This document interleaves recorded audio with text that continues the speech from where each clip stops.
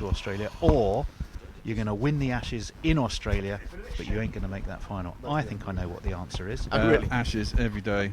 Thank you. There's one vote. What about you, Henry? Well, I think it's one of those with regard to what we had this summer with would you rather win the Ashes or would you rather win the World Cup? Well, of course, when the World Cup came along, you want to win the World Cup. Yep. As soon as the World Cup's over, you've won that. You desperately want to win the Ashes as a fan. I mean, I don't think you can necessarily separate them. And I think the thing is though, if you have a World Test Championship final, we're back.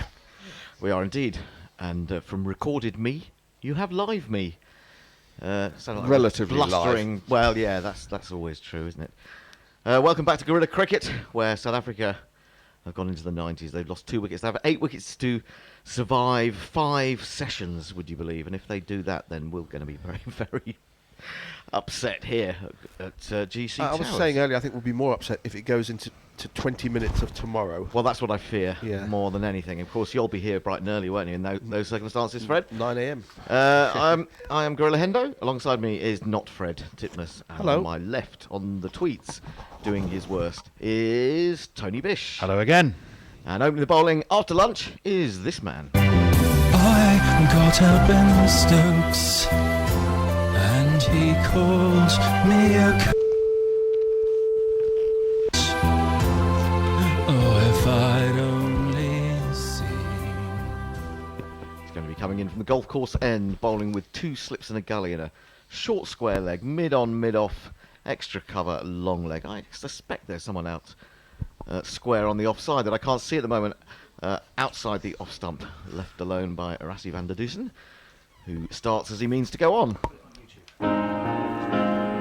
Rassie van der Dusen can play all the shots. He'll bring his reverse sweep to every game he plays. Stokes in again. Beautiful sunshine at the Wanderers, but too wide of the off stump. And he just lifts the bat and once more allows that to go through.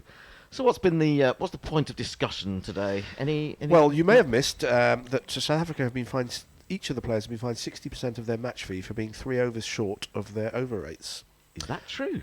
And England, after their first innings, i.e. coming into the second innings, were 2 overs shy of their over rate, which is why we saw the strange spectacle of Joe Root bowling 3 or 4 overs before lunch. Ah, interesting. That would be fun because then Stokes would have almost nothing left from his match fee. Stokes in full, driven square by Van der Dusen, and there is that man who comes into frame, Joe Denley, and they take a single. Already joined by people on Quick Tracker. Now, this could be one for each of all 3 of us. Turjo Chowdhury Koton says, nice. RJ Salman says, wow. That's me. And Kurban Ali says, good. That's Hendo. So do you want to be wow, nice, or good, Henry? I want to be wow. I want to be wow. Super smashing. I only get up for wow. I don't get up for good or nice, I'm afraid to say. In comes Stokes again, bowling to du Plessis. Oh, and beats him outside the off stump as he goes on to the back foot to a ball just slightly short of a good length.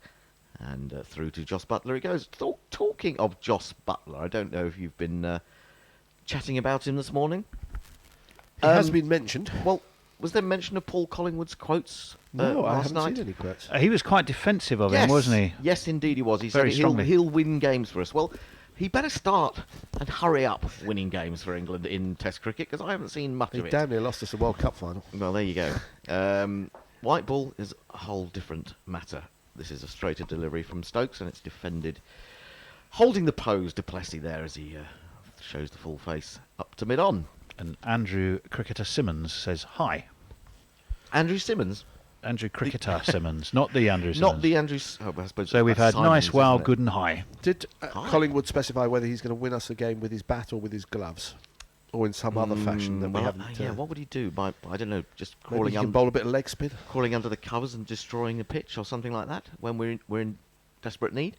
Stokes then to complete his first over and the first over after lunch.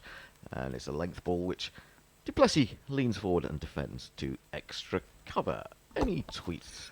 Yes, Mog is back with us after lunch.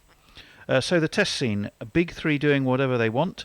South Africa and Sri Lanka struggling. Bangladesh in decline. New Zealand barely brothers. Ireland, not Iceland. Well, no. they were Can't good even Iceland afford to team. play. Pakistan at home. West Indies. A bit of hope. Discuss.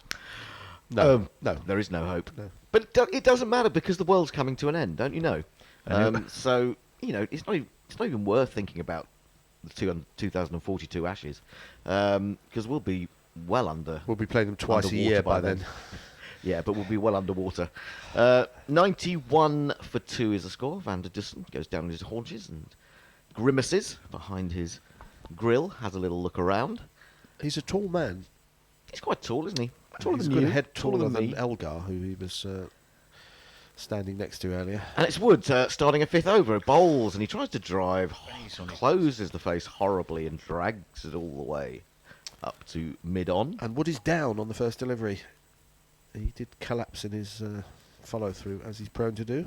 Did he fall over again? Yes. Oh, good. Well, things are right when Mark Wood is falling over. It shows he's putting a lot of effort in. He got some really good reviews, didn't he, in the papers today? Not surprisingly, having got, 2 fifers in his last 3 tests and a fourfer. So he's really come on, but it's taken a long time, and there have been gaps in his ability to appear, which will probably continue.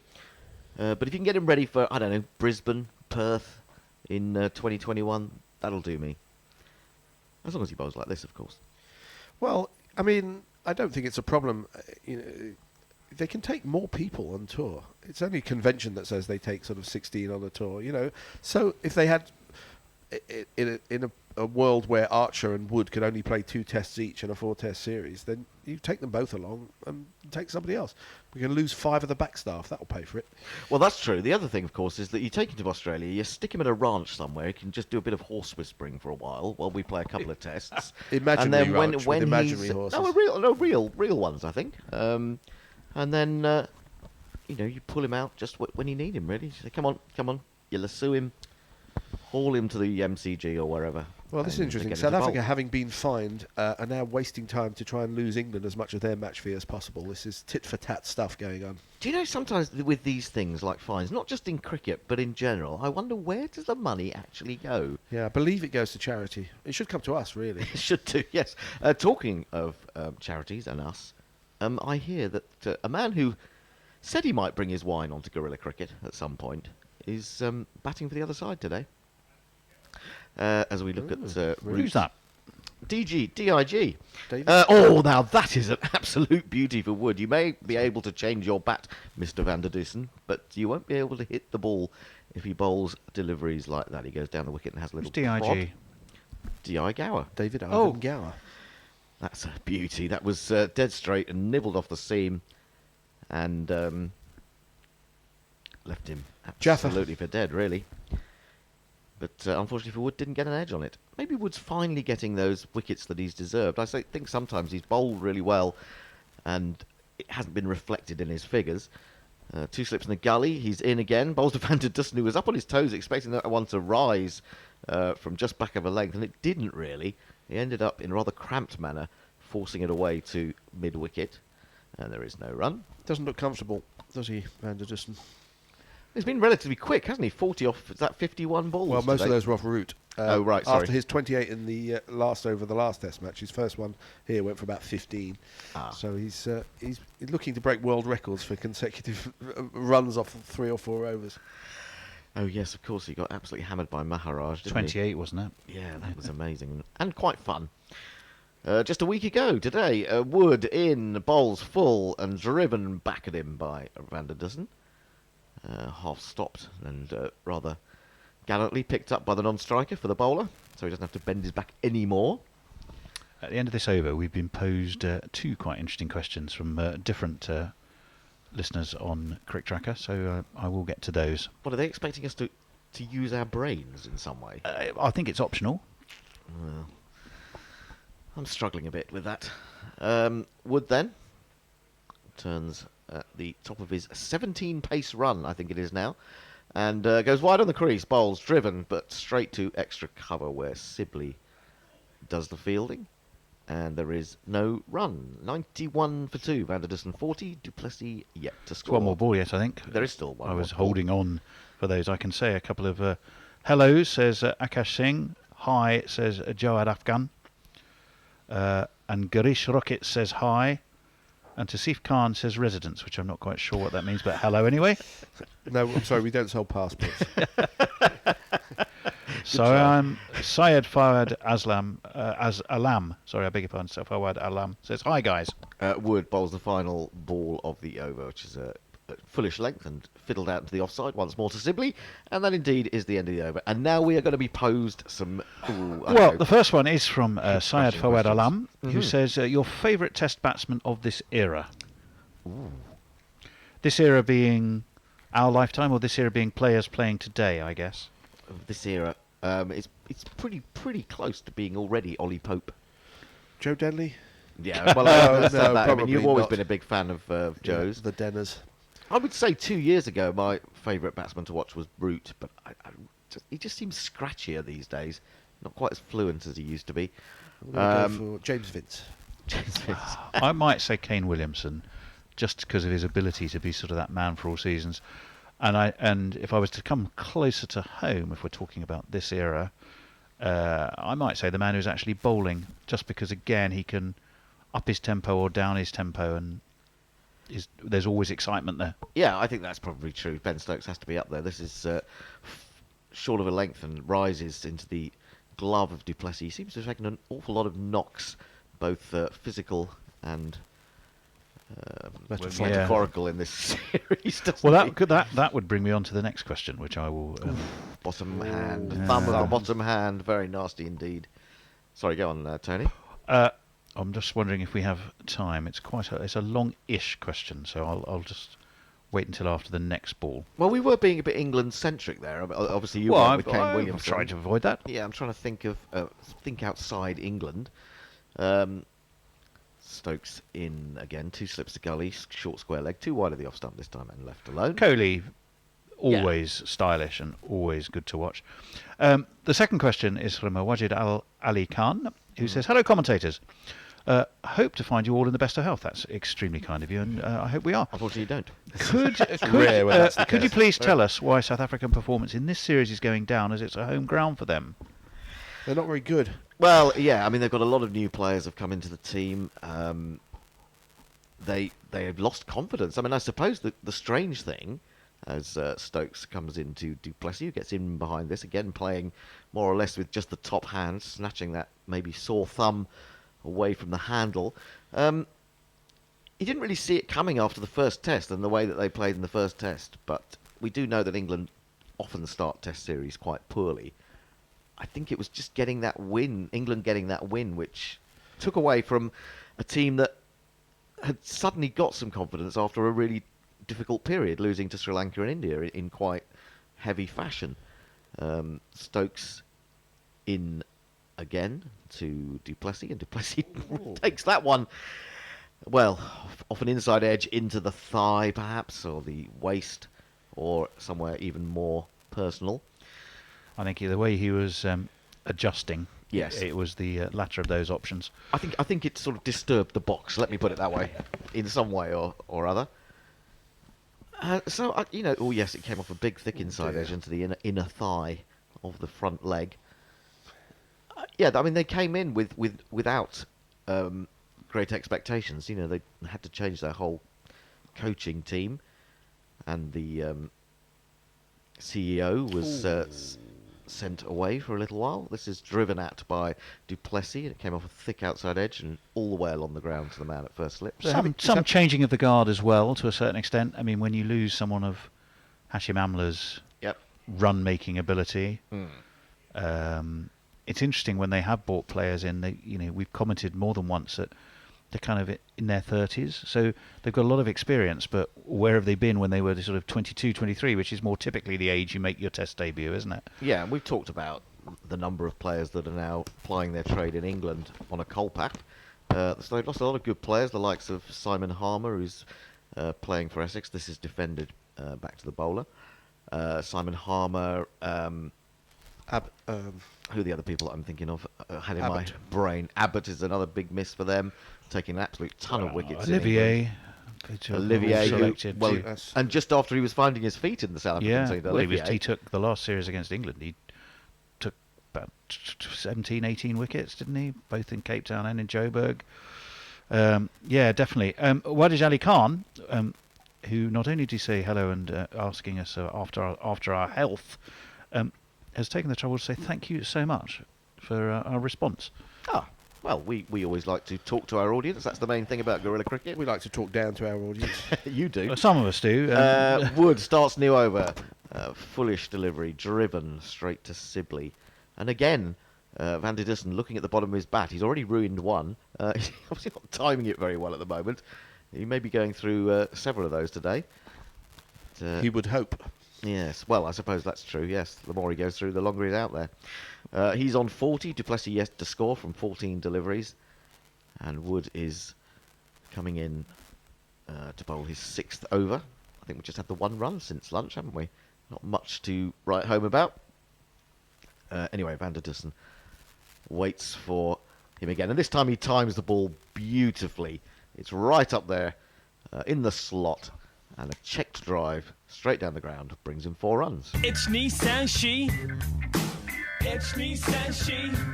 I noticed this thing about when you get a fairly full ball on this pitch and you look to drive, you don't really have to follow through for it to spring off the middle of the bat. And the outfield's very quick as well. And the outfield being quick too. So, saw Ollie Pope play a couple of shots like that in the first innings, where he really just checks the drive and then stands there and admires his work as the ball goes flying away to the boundary. In comes Wood again. This one, just a little bit of nibble in the air, I thought there. And down goes Wood again. 4 more faults for him. And Raymond, what was the name of him? Raymond Brooks-Ward will be very unhappy with him. Yeah. Oh, he's a faller. He's a faller, he's down. Yes. Now, I just thought we've got a new gorilla in the house today, Jono. And I just realised that he comes with a ready-made nickname. Jono. Jono. Yeah. We haven't had to give him a nickname. John O.O. John O.O. or John O.ers? John O.E. Yeah, I don't know. Mate. Well, actually, short ball, easily evaded by Van der Dussen over his shoulder. We could have our own Johners, couldn't we? We could. He's a lively fellow as well. You'll enjoy his company, I think. Do you think we should change him from Jono to Johners? No, I think. Do you think that would fool people? They think it was the second coming of The Brian. I think. Yeah. No? Those of us of a certain vintage, Hendo, would like to see that name retired. Let's put it that way. Oh. Oh, And well. there wouldn't be a second. It's a bit like saying A second calling Arlott. someone John a second Arlott. There really couldn't be. He'd be Arlo, wouldn't he? Arlo. 95 for 2. He goes wide on the crease this time. It's defended up to mid-on. He's looking for a single. I don't know why he bothered to sort of run 2 or 3 yards down the pitch because there was never a run there. He was doing a does the Dominic fielding. Cork. Curran wanged it back to the batsman's end and very nearly hit Van der Dussen. Well, he's a bit of a wanger, is Sam Curran. He took that final wicket, didn't he, with a throw in the 3rd test to give England victory. And he's standing there now with his hands on his hips. Always produces something. Another lovely little cameo yesterday, wasn't it, from him? 35 from 28, I Yeah. thought. He got the ball to swing early doors this morning as Did he? well. Yeah, he did. Jolly good. It wasn't quite with a new ball. It was sort of with a 10 overs old ball. In he comes, bowls. He tries to pitch it in short, but doesn't really get up, and it's just helped on its way by Van der Dussen, who will take a single to long leg, and will keep the strike. 96 for 2, Van der Dussen 45.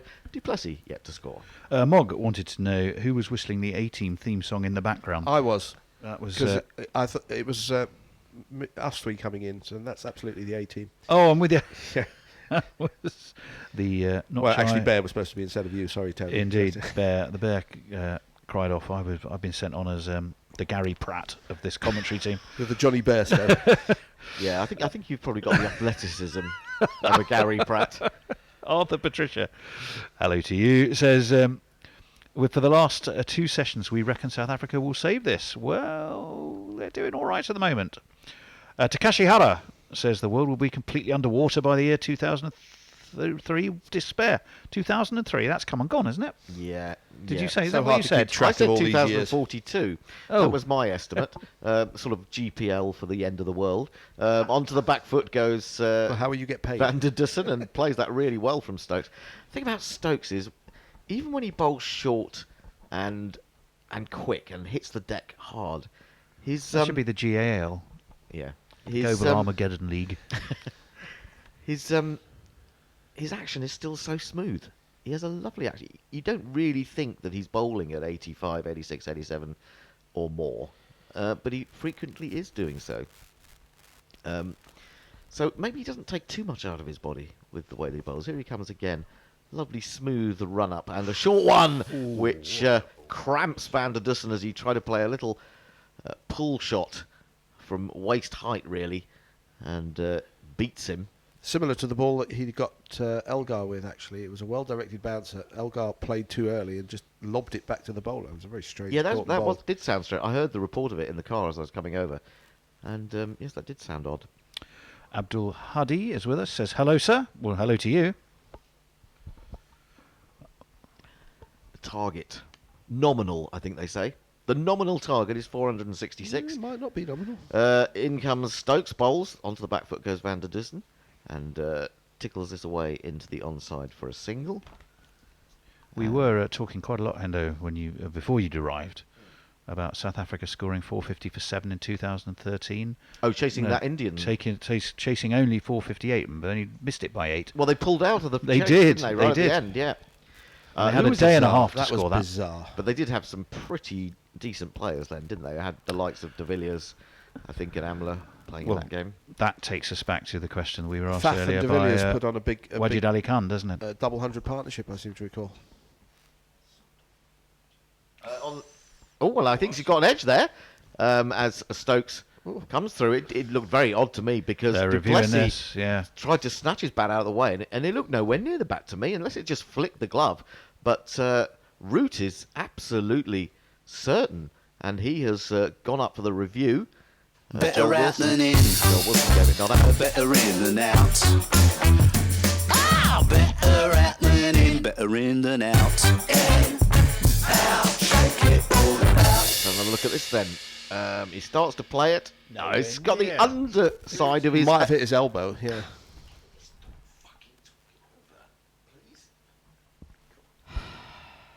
He's come off the point of his elbow. It's absolutely nowhere near the bat. How anyone could think that was out, I don't know. That's extraordinary.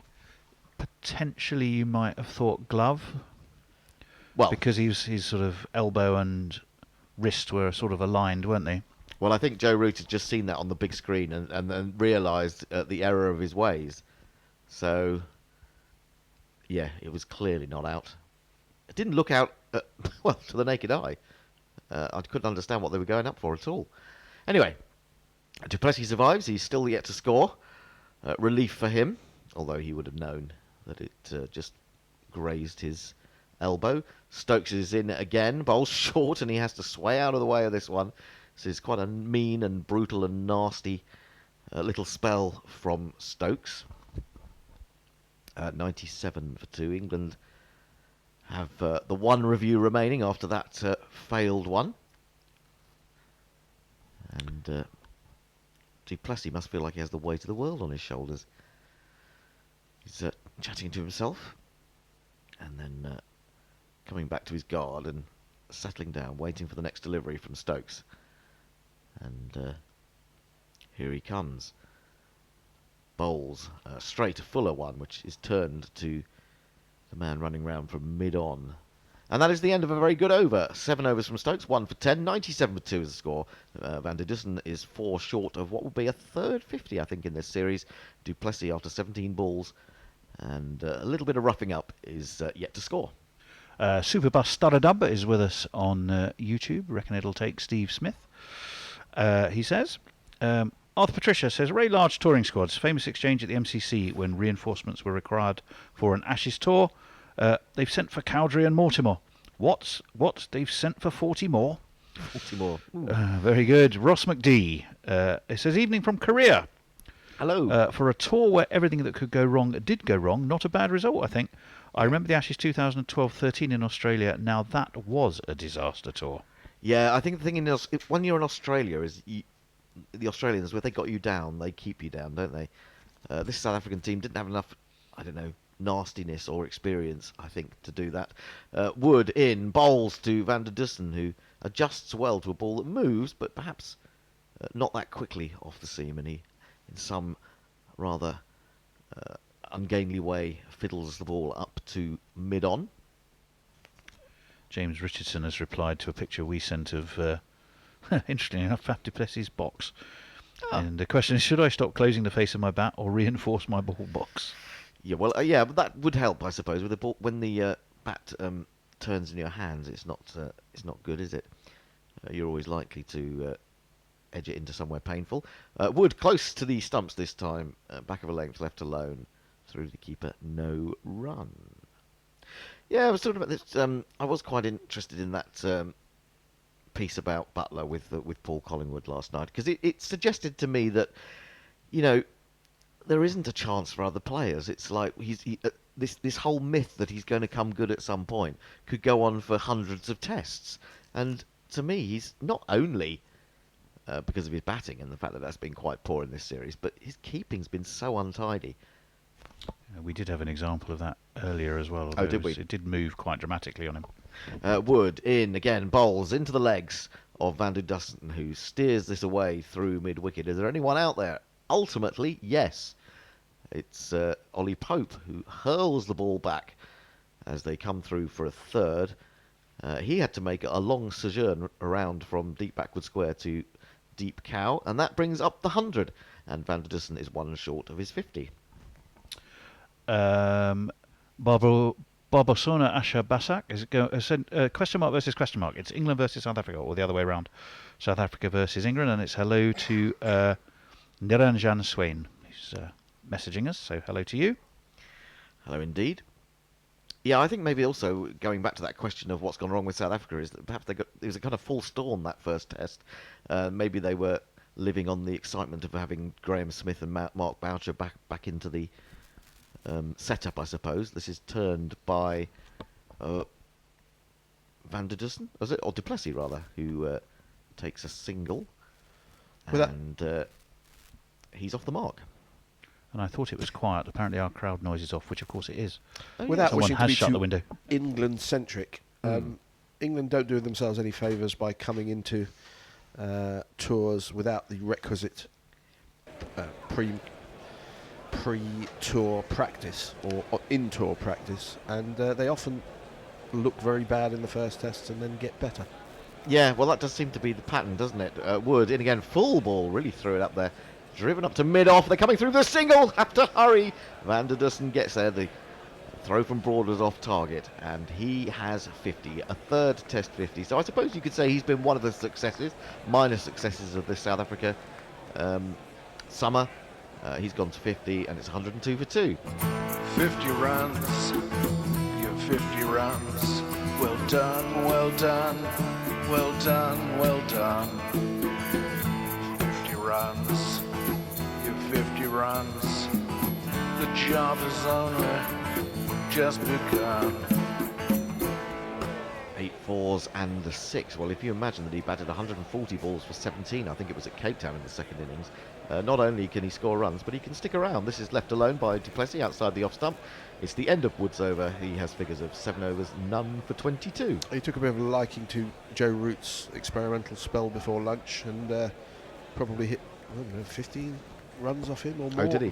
In very quick fashion. So slightly misleading that the fact that he's got 50 off 67 balls in the context of this match when they're looking to bat long. But yeah, but then at the same time, if you're a batsman and you're battling it out against some really good bowling, I think you're entitled to a few freebies, aren't you? Well, it wasn't freebies. I mean, he was reverse sweeping was he? well Okay. outside the leg stump. Okay. He did play a couple of unusual shots, but he middled them and he got the boundaries. Chunk of those were off Joe Root as well, Yeah. which was a couple of charity overs, weren't they?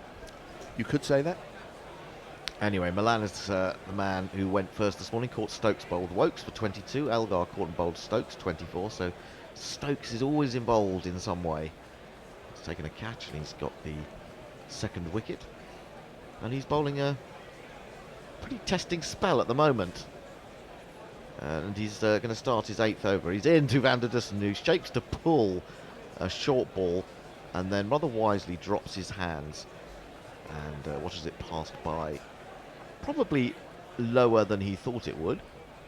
Just a sense that not quite as much in this pitch in terms of bounce and carry when we are in the 4th day. But that's a good length for bouncers. You don't want them going over the batsman's head. You want them going past neck, chest and nose. That is true. That is true. But sometimes bowlers get carried away and like to see it rearing up. In comes Stokes again. Bowls another short one, which he flaps at, and Josh Butler is claiming the catch down the leg side. Joel Wilson, who I think has done a pretty good job in this game. He's a much maligned umpire, but I think he's done very well. And he says no. He had another one overturned this morning. Oh, in that case, he's not serving. Oh dear. Yes, he did. The Ghost of Zoob says, you're trying to revive Jonas after his death? If only I had a similar plan for a much mourned commentator. Who would that be? Yeah, I was about to say. Zoob, of course, the Zoob himself. Yeah, I don't think we're going to see Zoob again. I think Indeed, he's the just ghost reduced to being ghostly and nothing more, I'm afraid to say. As Big Steve has... what should we call you, Big? Have we got a nickname for Steve? Oh, Bones, isn't it? It's Bones, that's right.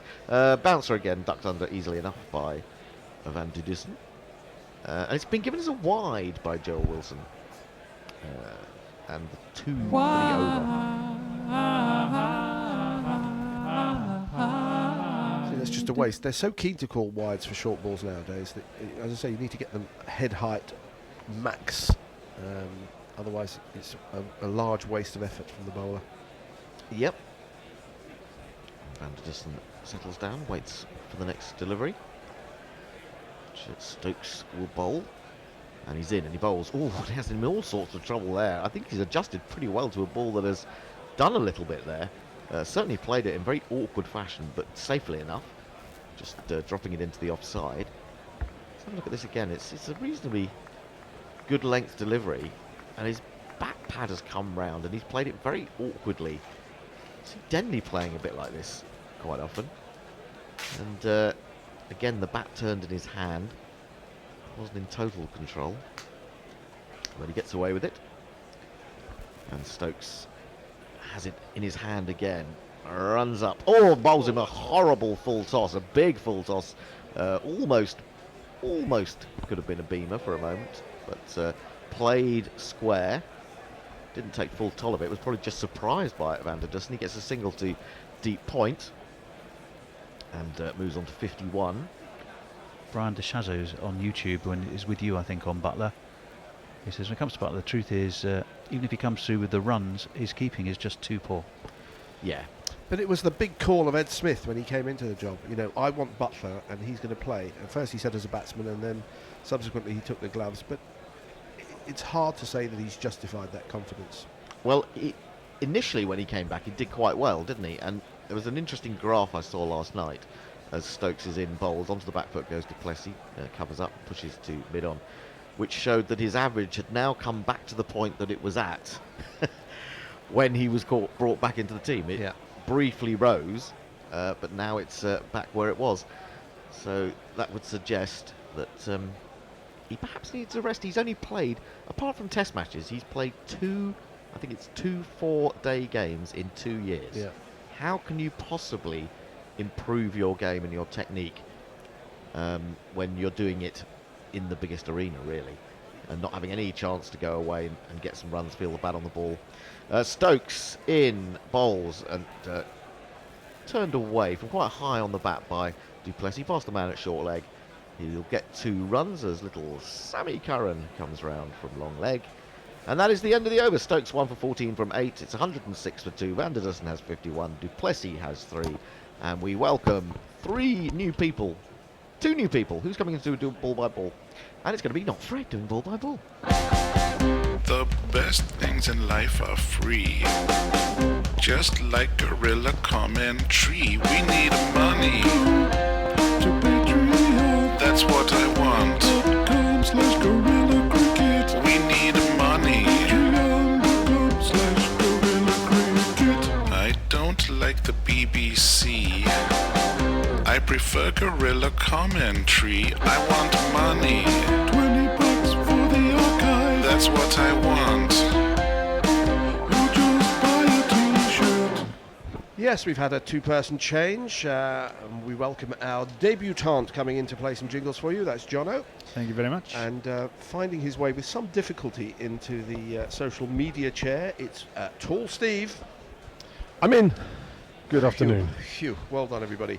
360 more runs South Africa need to win. England need 8 wickets. South Africa 106 for 2 on this 4th day of the 4th and final test. And we've had a change of bowling. We'll play his jingle shortly, but it's England's opening bowler, the man in this team with most test wickets, Stuart Broad, whose first ball of the over is outside the off stump and is not played at. Let's hear his jingle. What would make Broad walk? If his stumps were knocked down, What would make Broad walk? caught 5 feet off the What ground, would make Broad walk? if he trod on his What would stumps, make Broad walk? if God was one of the What arms, would make Broad walk? Broad walk. Seamless. That was seamless jingling. Well done, Jono. Pure luck. You've broken your duck. Yes, Broad just had the 4 overs with the new ball this morning. He's in again bowling to Van der Dussen, who drops us into the offside. And who's that coming round? Dom Sibley. Dom Sibley, yes. I should have recognised him. He's slightly different shape to most of the England players.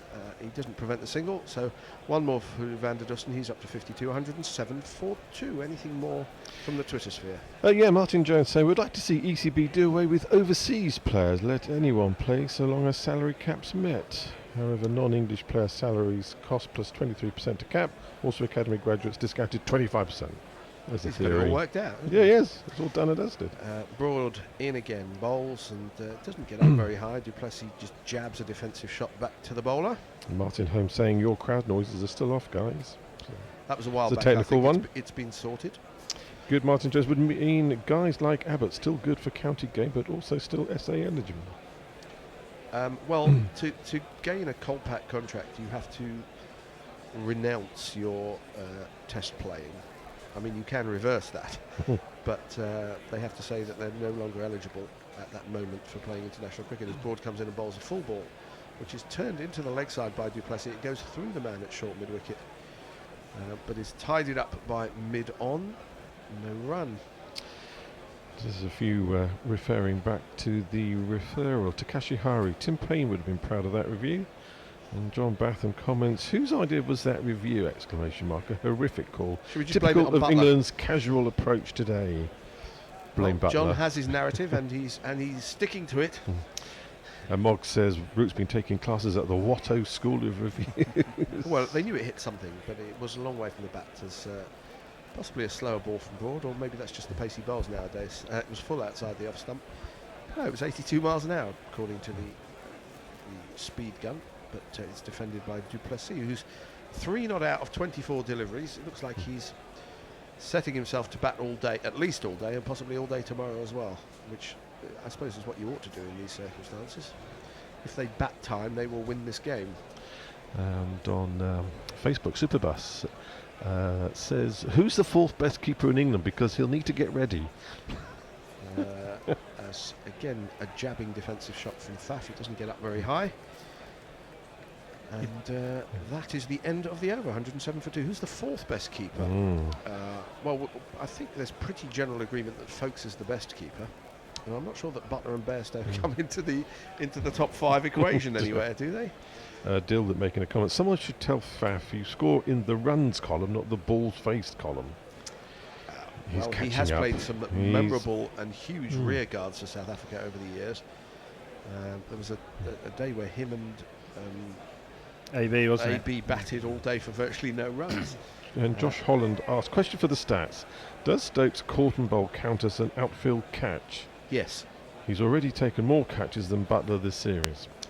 Well, but catching statistics are always a little bit dubious because you can only take catches if they come to you. I mean, you don't get that much option in how many you get to take. But he has dropped a lot as well, Stokes. He's dropped 5 Yeah, or 6 yeah, this that's year. 3 in the last test, wasn't it? Yeah. All off the spinner? Yeah, and he was fielding he was fielding very, very close because the ball wasn't carrying. but he's got a tremendous pair of hands, and we can remember some memorable catches he's taken. The one off, was it Adam Voges At Trent Bridge. Trent Bridge in 2015. As Stokes starts a new over to Van der Dussen, who fends this down towards the gully, where it's fielded by Crawley. No run. I think with the wicket-keeping argument, I think Ben Foakes is widely regarded as probably the best wicket-keeper in the world, let alone England. And last time they toured Sri Lanka, he did incredibly well. So I mean, surely it's the perfect time to send him back into relatively familiar conditions to see if he can do the same again. I'm a fan of playing your best wicketkeeper in virtually every circumstances, unless there's something majorly dramatic, like you have 4 bowlers who can't hold the bat at all. But the point is, he's unlikely to be averaging less with the bat than Butler is at the minute, so it's really a no-brainer as Stokes is in again and bowls, and this is pushed into the leg side by Van der Dussen. They're looking to take the singles pretty quickly, even though that went to Broad at mid-on, who's not the quickest anymore. They make it quite comfortably, 108 for 2. So you would think that Foakes, being the obviously better wicketkeeper, and would still likely average 30 with the bat. Absolutely. I'm doesn't going make to any try and sense. find his test average. I know he's only played got a handful of games. 100, which is as many as Butler, to be fair. Yeah. And only one more than me, to be The Superbus makes a good point. I recall throughout the entire Ashes it was just complaining about Bairstow and how they need Butler. No, he was complaining about Bairstow and how they need Foakes, as Stokes is into Duplessis outside the off stump, tempting him to drive, and Duplessis is not falling for that one. Poor Brian DeShazer says the brainless twats at Willow TV think the presentations from an abandoned T20I should preempt this test match. That's TV the production sponsors for have to you. have their time, to be fair. They do pay the piper. Ben Foakes, an average in tests, 5 matches, average of 41.5 with the highest of 107. It is a small sample size. It is, but in testing conditions, you'd say, in Sri Lanka. Yes. As Duplessis faces up to Stokes again. Bowls, and this is turned into the leg side, or an attempted turn into the leg side. Hits him on the thigh pad and drops in front of him. And Duplessis does something which I believe they banned a few years ago, which is picking up the ball and giving it to the fielder. They were told umpires should give people out for that, but nobody ever appeals, so it doesn't happen. It's not called handle the ball anymore. That's not a way of getting out. It's obstructing the field. I don't know why they insisted on removing that from the laws of the game. Oh, the school kids are out. Some nice Jewish boys there on the bank. As Stokes comes into bowl and well back into his crease. Duplessis, he defends it into the offside. I think I'd like to see a side-on view of that. It looked like he almost went back and hit his stumps. He was very, very deep in his crease. And he's certainly grinding it out here, isn't he? he can do it. God. He can do it. And I have a feeling he's quite mentally, he's quite a cussed sort of individual. He's not been in any form, it's fair to say, but I think in what might be his last appearance as a test player, or certainly as a test captain in his country, I think he's going to, if he can, he's going to want to try and make a big impression in this innings. As Stokes is in again and bowls to him, fends this off his hip, past the man at short leg, and into the leg side region for a single. And that's the end of the over. 109 for 2. Nothing on Twitter. Nothing They're on all Twitter. gone Give Steve quiet. something to do. I think with you look at Duplessis faced a lot of balls during the series, and something we talk about is even in amateur cricket is not letting the bowlers bowl at you, if that makes sense. Because if you're not actively looking to try and score, at least rotate the strike a little bit. I know they've taken a few quick singles since lunch. Yeah. But you can often play yourself into a bit of a hole, and mentally it starts to get on top of you, and then you see I think Milan earlier, I would class that as a very loose shot, and I wonder if you played yourself into a bit of a hole, so you see a full wide one that you wouldn't normally play at, and I just wonder if that's Don't take anything away from the bowlers, because they know that that's the case, and they put it there for Absolutely. that reason. It takes incredible powers of concentration as Broad starts a new over, and Duplessis plays the ball back to him, to stop yourself from playing that shot, for hour after hour after hour, and that's why Test cricket is so mentally demanding, because you need to be able to do that, and it's not an easy thing to do. Well, the Johnny Bairstow wicket off Rabada, was another one, wasn't it? Second ball with a new ball, Yeah. a couple of tests back. Yeah. Arthur Patricia, folks can bat, but it doesn't actually matter if we couldn't. Plenty of potential number 7s in this England setup. That's true, but I'm saying it's not a reason for suggesting that we need to have a batting wicketkeeper ahead of him because he can. I'm sure he must be on the plane to Sri Lanka as broad bowls outside the off stump and showing admirable restraint. Du Plessis does not fence at that one. He's also a very good player of spin, isn't he, folks? And I think, you know, that's obviously something for the Sri Lankan conditions that you look at. You're not going to face much pace, maybe a few overs up front, but it's obviously a very spin dominant, as you know, when you play in most of the subcontinent. Sri Lanka have got a new pace boy who bowls exactly the same way as Malinga. Malinga. Oh, lovely. Yeah, with a sling. I saw there's a very similar bowler to Malinga playing for him in the Under-19 World Cup at the minute. I'm not sure if that's the... Broad's wider on the crease, and he's trying to think out Du Plessis. It's a ball on his hip, which he turns to short mid-wicket. The type of ball that Sibley would have plonked into somebody's hands. I'm wondering whether they've worked Sibley out. I mean, we were very impressed with his 100, but since then, they seem to be bowling at his hip, and he's turning the ball in the air. These type of things go Worked around the out. cricketing world very, very quickly. Your strength can very quickly become your weakness at Yeah. test level, can't it? So broad bowls full on the leg stump of Du Plessis, and he's Well turned played. it square very nicely. He's timed it well. Long leg has no chance of getting round. That's 4 runs. With the super shatter, super shatter, super shatter, super shatter, super shatter, rocka, super shatter. Well, he's unshackled the chains. Can you shackle chains? Does that make sense? It does. I understood what you meant.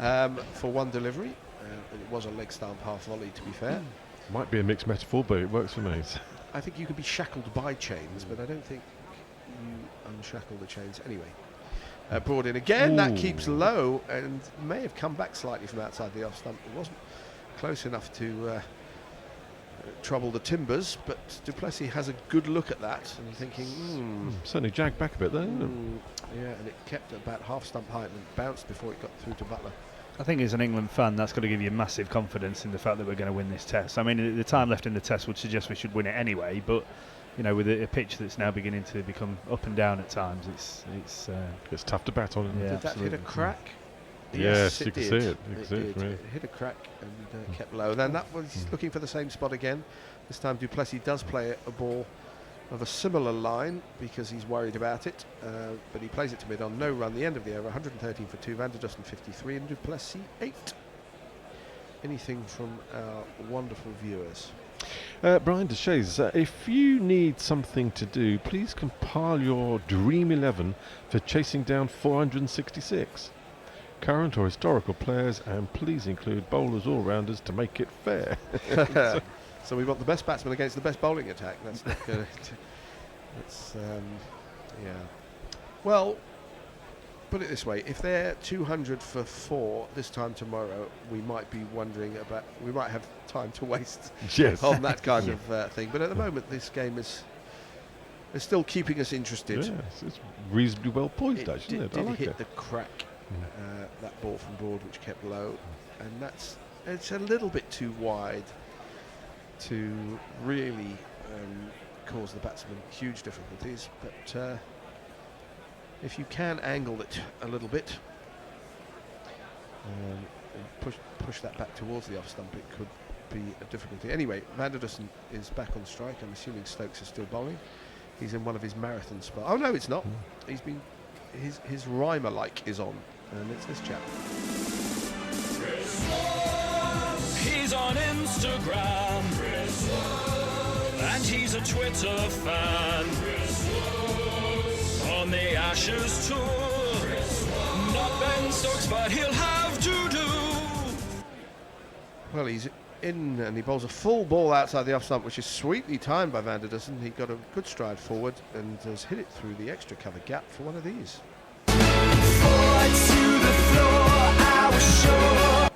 Well, Van der Dussen, who was pretty becalmed in his long innings at Cape Town, is shown willingness to play his shots here. Open up a little bit, yes. Good shot. Lovely off drive. I think you'd rather that though, wouldn't you? I think Joe Root, as skipper, will be looking at Van der Dussen. You know, he's he obviously started in the one-day side for South Africa. He likes to play his shots. He likes to kind of try and be a bit dominant. So you'd think, I'm pretty sure he's going to get one that's too good for him at some point. So.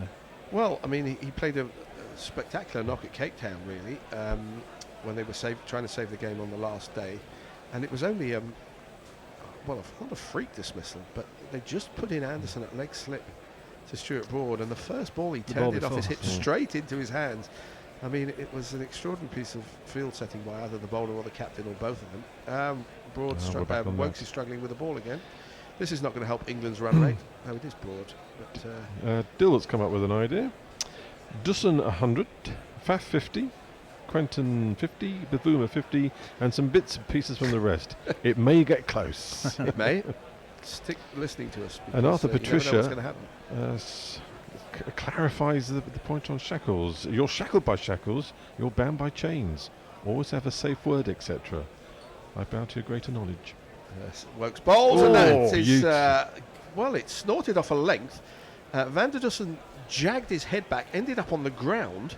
There was a half-hearted appeal for a flick of the gloves, but I don't think anyone ever thought that was out. But where did that take off from? Not that same it spot. was a bit short of a length, length, and it got up. It went past the glove and past his shoulder, but why he then ended up on the ground, I'm not really sure. Favourite Mark Wood impression, I think. He's thrown his head back and then lost his footing and landed. It wasn't close to the stumps. It would have been an ignominious way to hit your wicket. But he's feeling a little bit foolish, I think, Van der Dussen at this minute. Lucky that didn't touch the gloves, actually. That was extremely close.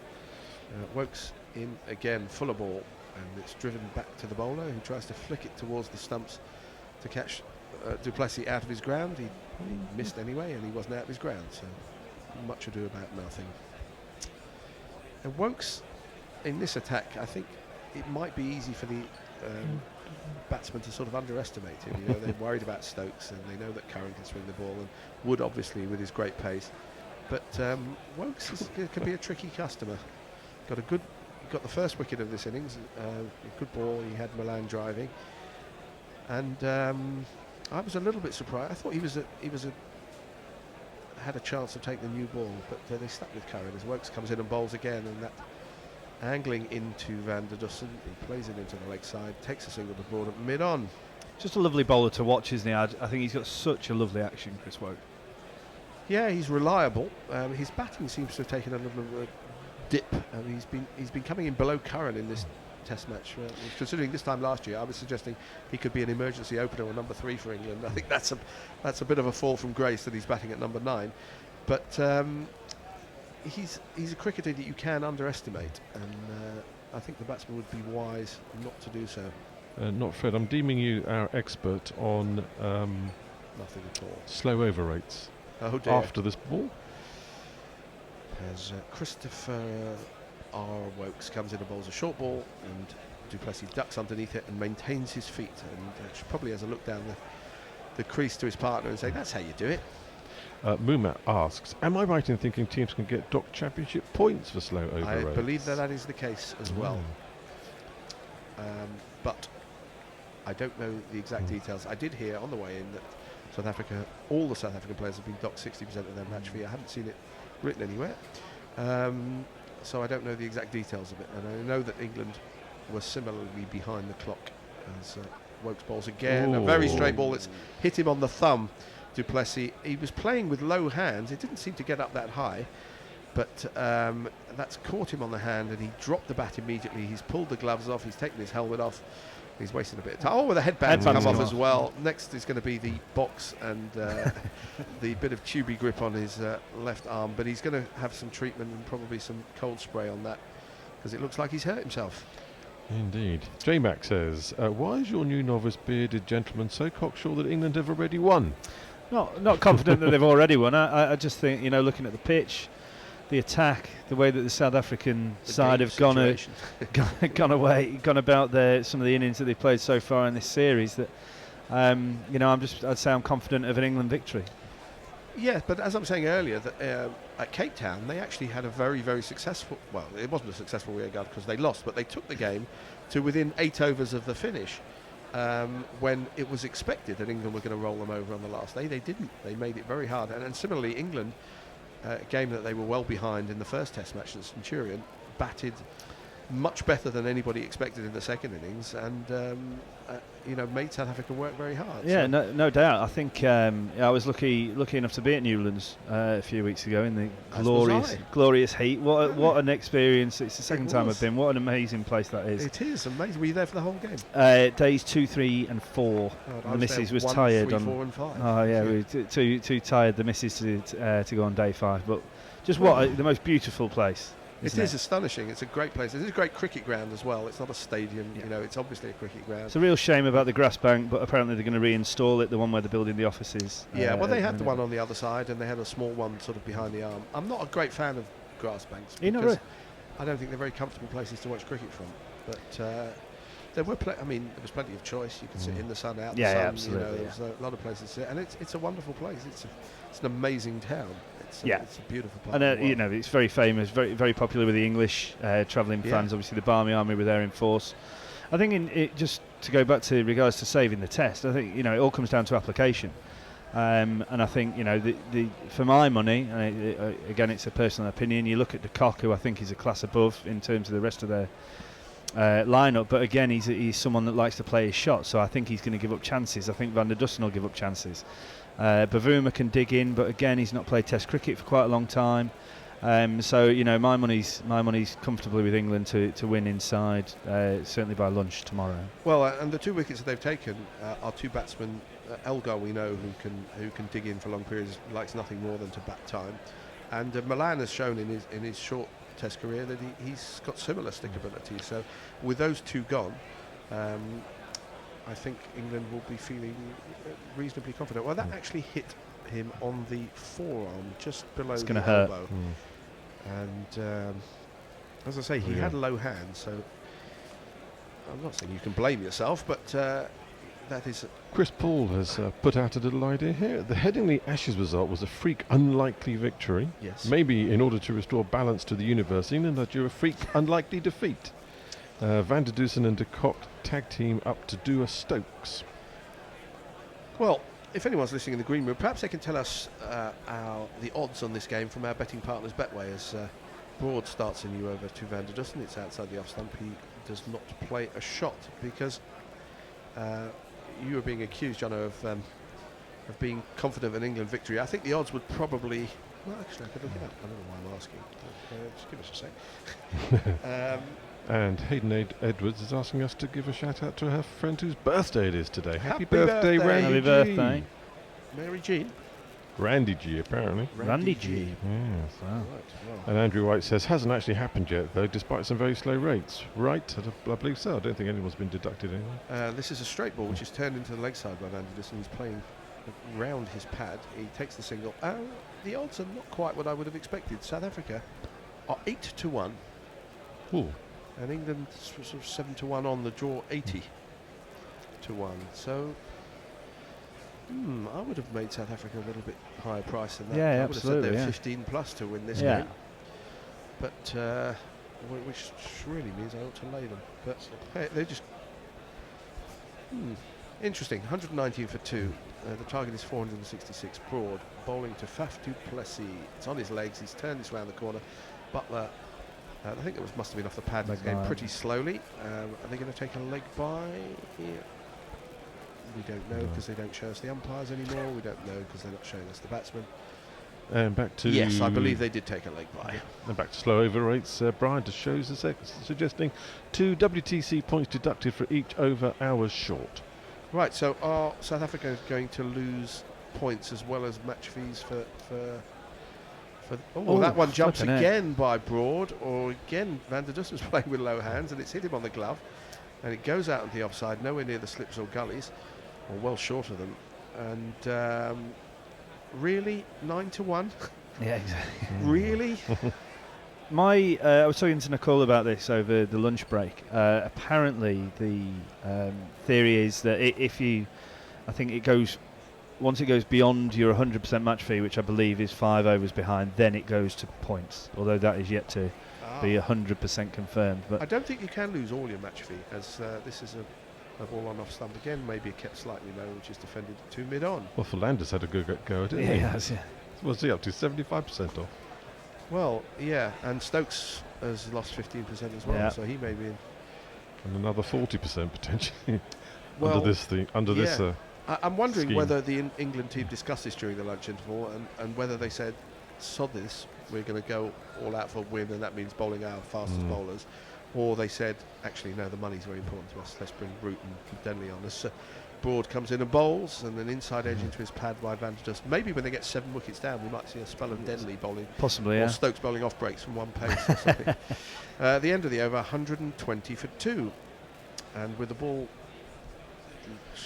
going up and down, I think I wouldn't back South Africa. Yeah. Arthur Patricia just asking, did you just say the draw's 80-1? I think you did, didn't you? I did, yes. Is the weather forecast that good? Are South Africa is. that bad? Yeah. The weather forecast is sunshine for the rest of the match. Those cracks will open out a little bit more. It's just going to become slightly more uneven, I think. Which it's beginning to do at the moment.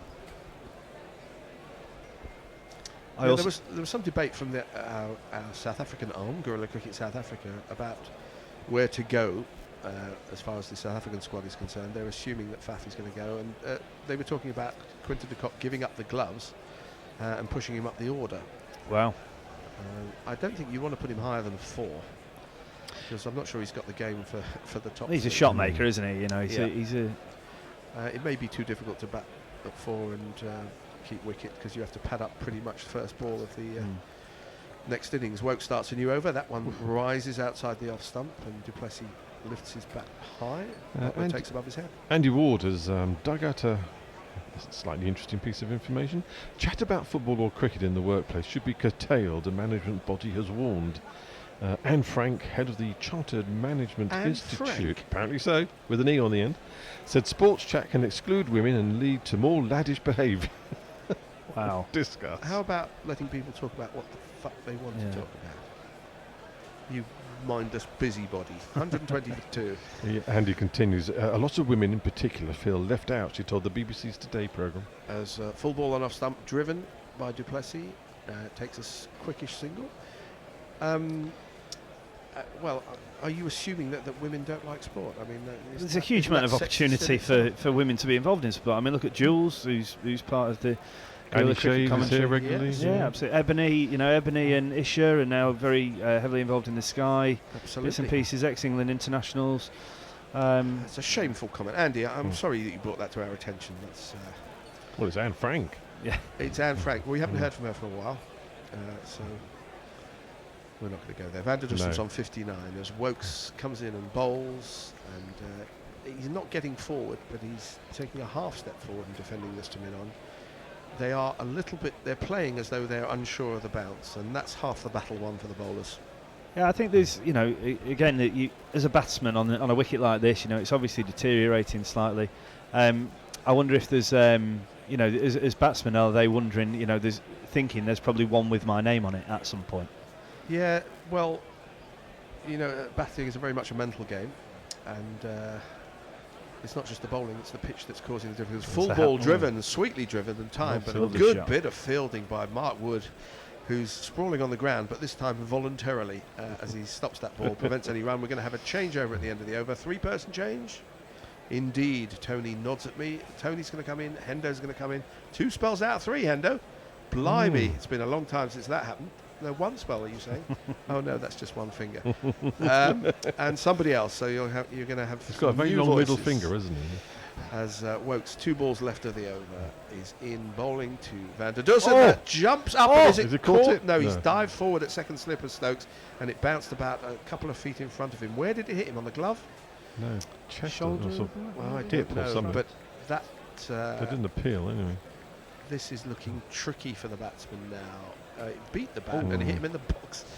And rebounded towards slip, where Stokes dived forward and actually took the match cleanly, but it was nowhere near the bat or glove. Yeah, that'll sting. The midriff. Well, I hope that's not his box there. Yeah. Well, he may need a very large box. Mrs. Van der Dussen, if you're listening, please let us know. As Wokes bowls again, fuller ball, and it's driven square, not entirely off the middle of the bat, out to deep point. A single to Van der Dussen, the end of the over, 3-person change, ahoy, 122 for 2. Maybe just read a couple of tweets whilst we have the change up.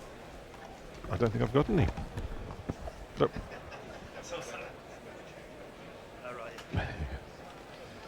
From Josh.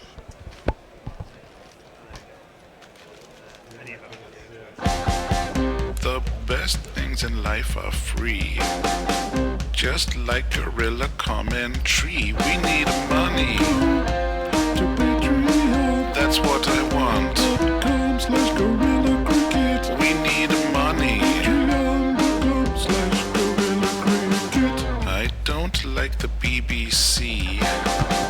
I prefer Gorilla Commentary. I want money. $20 for the archive. That's what I want. You just buy a t-shirt. Well, 122 for 2. South Africa are not going to go down easily, I fear. Or fear for England as Stuart Broad takes up the attack. Account? What am I talking about? You're He's not thinking about working for money. a bank, is he? And is pushed away. Who's 2 paying points. a tone? Well, no one, as you well know. So I am joined. By Gorilla number 1, over to our right. To my right and left by men of experience, wisdom, mirth, and indeed girth. None other than the voice you've already heard, the bear. Hello. And Gorilla number 1 or 2, depending on One. who's least likely to smack you, is Hendo. Hello. Hello. Reading tweets. 123 for 2. That target 466, of course. Rassie van der Dusen, who I think I saw Simon Gear tweet earlier, who had a sneaky feeling it was going to be Rassie van der Dusen's day. Has been so far. 61 for him off 89. I think there's a song in that, isn't there? Rassie van der Dusen's Day. Rassie van der Dusen Day. Well, any kind of day, sounds sort potentially. of, there should be a tune for that. There should. Van der Dusen Day. Stuart Broad, right arm over, 2 slips. And not particularly well played by Faf du Plessis, who...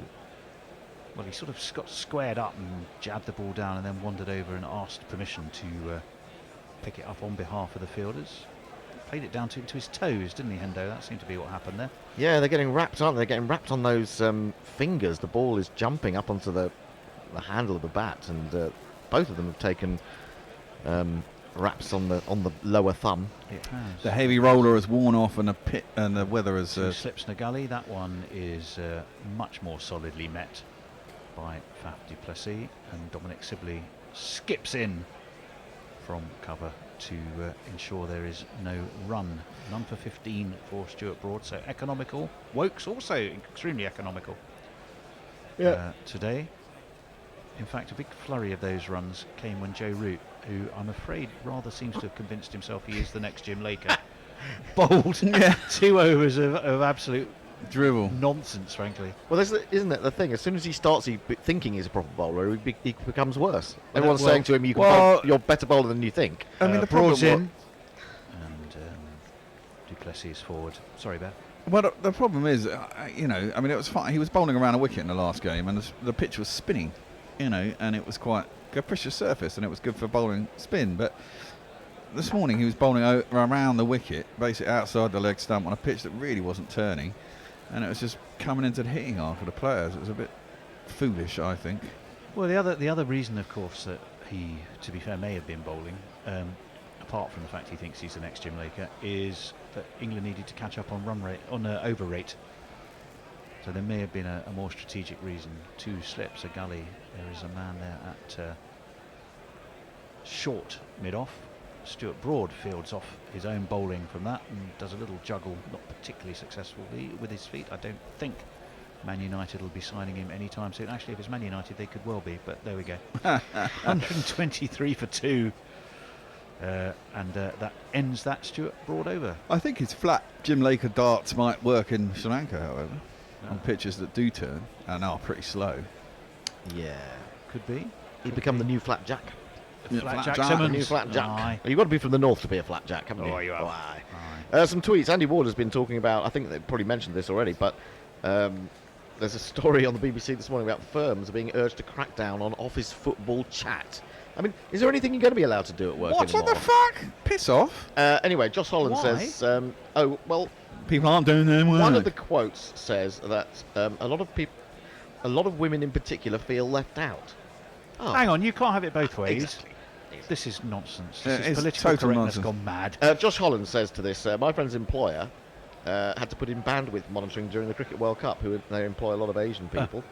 As Wokes continues, and again it jumps up. I'm sorry, I'm going to get on my fucking high horse here. That's nonsense. Basically, they pay for unmetered and unlimited bandwidth, and as long as you get your fucking work done at work and what you're asked to do, fuck the boss, is what I say. That's why I don't like jobs. Yeah, well, me too, and I wouldn't want to fuck the boss here. That's for sure. Yes, Andy Ward says, I thought you'd like that. She is rightly being panned from all quarters for saying this, I believe. Who was the reporter who said it? It wasn't a reporter, I think it was a quote from the piece. Let me have a look, I'm going to have to look it up now. Wokes is in the meantime, and pushed to Sibley, who is there at cover, and there's no run. Right. Chat about football or cricket in the workplace should be curtailed. A management body has warned. Anne Frank, head of the Chartered Management Institute, said sports chat can exclude women and lead to more laddish behaviour. Oh, for goodness. But hang on, Piss in a off. world where we have increasingly What, do you want to name- followed and successful women's football teams and women's cricket teams, that's a piece of utter nonsense as forward comes Van der Dusen. That wasn't nonsense, that was nicely played and pushed to Stuart Broad at mid-on. So we all talk about makeups and, well, fuck off, man, fuck off. Well, it's not like, I mean, maybe some men would like to talk about makeup. I don't Well, know. they can then, can't Well, they? 'Cause that's exactly. not banned. You can't talk about football, that's all. The strange and curious thing is that she said this on the Today programme. I don't know why she was being interviewed, on what basis she was being interviewed. Nevertheless, she says it shouldn't be banned, it should just be moderated. Well, how would you? Well, how are you going do to moderate it? You can have a football moderator in the office. And that's driven by Van der Dusen, but very well fielded indeed by Dom Sibley, who for a big fella's agile enough, isn't he? Yeah, he's quite agile for a big fan. 651, 24-10, 68-17, naught of course in the first innings, but 61 here for Rassi Van der Dusen. Not a bad series for him. So yeah, he's got the 50, now he's got a 60. If he gets to three figures and South Africa have not lost another wicket, then you might sense, they will sense, that that big target may just be on. This one's flicked off his legs, but flicks straight to mid-wicket, where Ollie Pope dives to his right and prevents a run. Quite possibly, as long as Root doesn't allow himself to bowl again. No? Well, that woke us up, Hendo. Have you got any more ludicrous Stories? Well, I points mean, of it's view? quite. I don't even know what the story. I'm not sure what's why this story has developed. But to be honest, it's not really a story. It's just someone saying something stupid. That's how it's developed. On a program. Well, that's what becomes stories these days. Yeah, it's ludicrous bollocks. As in comes Wokes, full. And Van der Dusen just straight bats it back to the bowler. 83 miles an hour, pitched up, looking for that bit of late movement. A hint of in-swing, nothing that was troubling a man as well set as Al Rassi is at the moment. Some tweets. Hayden Edwards says, thanks for giving a shout out to my friend Randy G. I thought he meant said Randy, and then he said G. No, Randy G. You just made his night. God bless you, gents. I love your stream. You know how to thank us, don't you? Yeah, it's quite. Patreon.com/Gorilla Cricket. £10 a month. £10 a month. That's all it costs. $10 actually. $10. Mia Katie says, to be fair, I've been excluded from cricket chat in the office because my more sexist colleagues assume I can't have an opinion, despite knowing significantly more about cricket than them. I enjoy pointing out their ignorance. Well, that's fair enough. That's fair enough. But I mean, to be honest, if you banned people from talking about things they were ignorant about, no one would say anything, because most people are ignorant about everything. Exactly. You should belittle them in the office, is what I say, Katie. Well, we have a change of bowling, and it's going to be none other than this fellow. Is he a batter or bowler? Sam Curran. What's his distinguishing features? Sam Curran. His dad's from Zimbabwe. Sam Curran. And he's been loved by Liz. None for 23 for Sam Curran so far. That's going to move up to 24 now, because it's been steered to backward point for a single by was that Duplessis or was that Faf? That was Faf actually, and we'll bring Duplessis back on to strike. Arthur Patricia says, does this mean that Hender's going to allow sport conversation in the GC workplace? That'll make a change. Very good. You wouldn't catch us chatting about sport. No. It's banned in the green room. It's banned in here. Just in case we wake you up. Well, I was awake the whole time, I think. Yeah, we've weren't 'cause you we've were all snoring. used that green room We for heard a you dose from snore, time Bear. to Oh, time. did you? I must have dropped Yeah, off a little you bit. might then. just have done. Oh, that was wide, and again, does Sibley fling himself acrobatically to his left, much to the frustration, I think, of Rassie van der Dusen, who probably felt he'd driven that through the covers before, but Dom Sibley was down like a Premier League goalkeeper. He got 44 in both innings, didn't he? Today? Is this test exactly the same score in both innings? I'll check that. Curran in, and that Ooh, worth it. one has looped up. Has it taken a leading edge? It hasn't. Umpire, who is, I think it's Rob Tucker, isn't it? Rather Yeah. than the expected Mr. Oxford, who was pulled up late with injury. It must be a lot easier to see on the pitch then, because all these ones that seem to have looped up somewhere, I thought, oh, maybe that's caught an inside edge. You can't really see clearly, but We will have a little look. it wasn't that far away. Well, if anything, it would have been an inside edge onto thigh, wouldn't it? Yeah. No, it's no, But nothing there. I don't think there was more. Let's put it this way: I think there was more excitement behind the stumps than there probably was. Well, I think they might have been getting up for LBW initially and then thought, oh, hang Yeah. on, that probably isn't out because it's too high. Let's try something else. Yeah, Sibley got Curran's 44 in in. both innings. Left alone outside of off stump. But also, I think if you watch Sam Curran, his appeal only really starts when he sees a kind of a progressive appeal going on behind the stumps. Yeah. And that's normally an indication that it's probably less likely. 124 for 2, South Africa. Van der Dusen 61. Captain Faf du Plessis, beleaguered captain. He will be desperate to perform well here, both individually with the bat but also collectively. As Curran's in, Van der Dusen nicely, tidily forward. They think about a run, thought better of it, and Van der Dusen had to get a bit of a bustle on to turn around and put his bat down, but he duly did. And he's now ripped. It's pretty warm, I believe, there today. I think it's the warmest day so far of the test, and he's certainly looking pretty cooked. Under that helmet is Rassie van der Dee. 466, remember the target. As Curran is in, left arm over and worked off his legs, but straight to mid-wicket. Ollie Pope, the fielder, there's no run. Let's catch up with some tweets. Mark Long says, whoever's holding the match fees is having a great week. Yes, because, well, if England get any slower, they will be offering up 60% of their match fee for slow over rates. Hayden Edwards says, hey, where did the man with the red hat go? What? Someone actually wants Fred. Fred has his first fan, I think. Well, either that or he just wants to know who to target. Well, Fred that could be that. Superfan.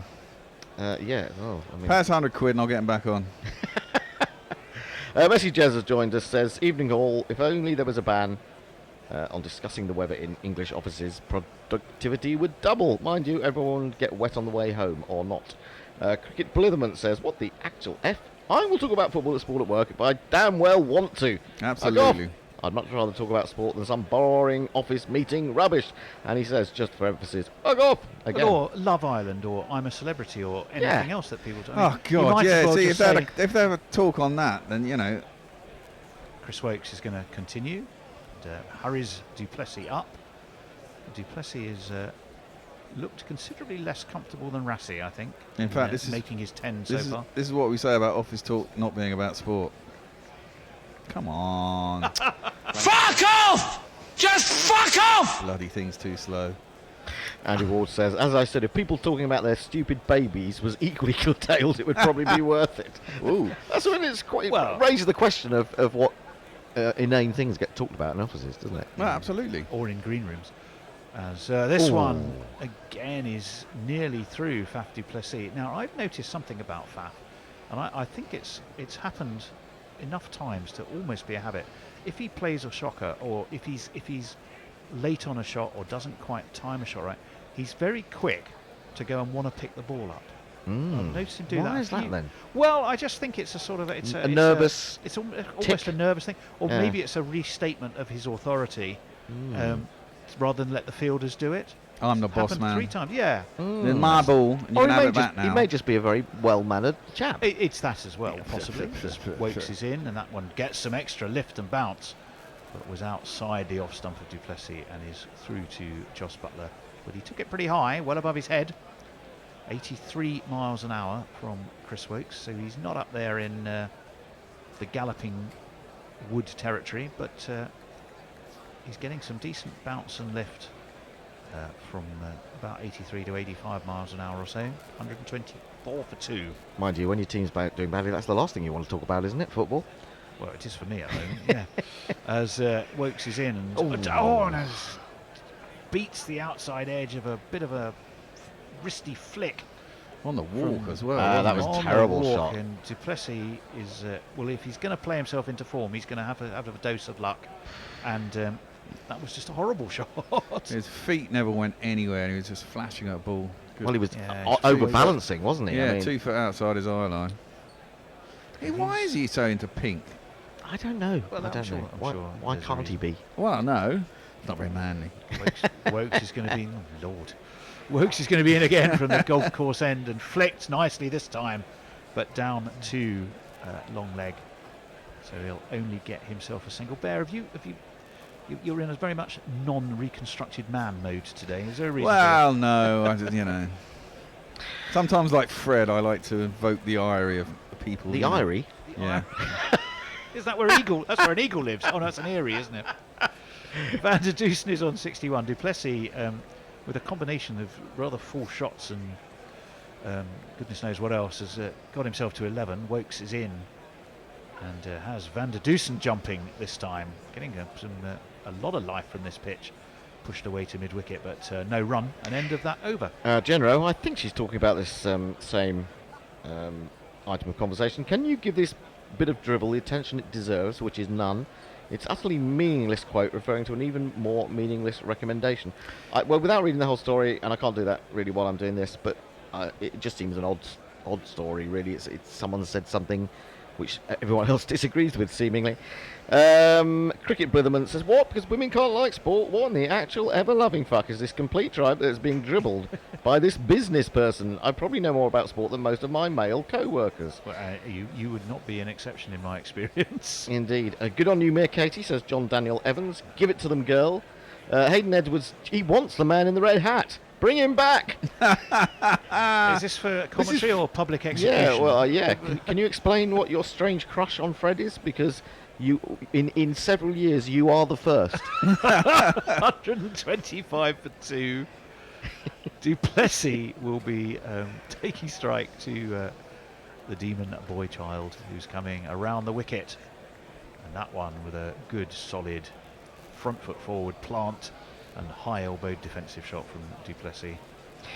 Arthur Patricia says, to set a hare running, England are probably only going to get to place 2 seamers and Stokes in Sri Lanka.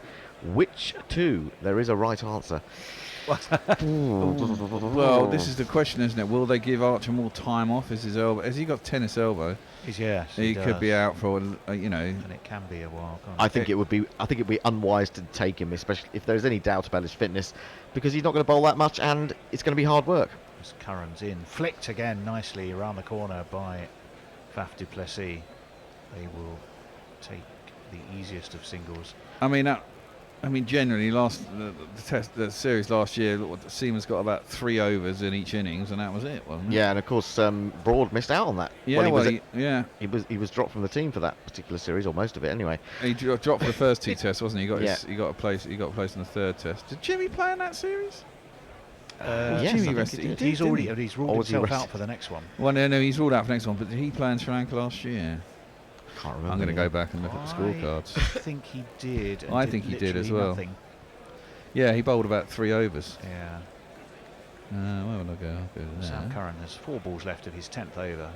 This one is around the wicket to the right-handed Van der Dusen, who just steers it into the covers where Dom Sibley awaits. There's no run.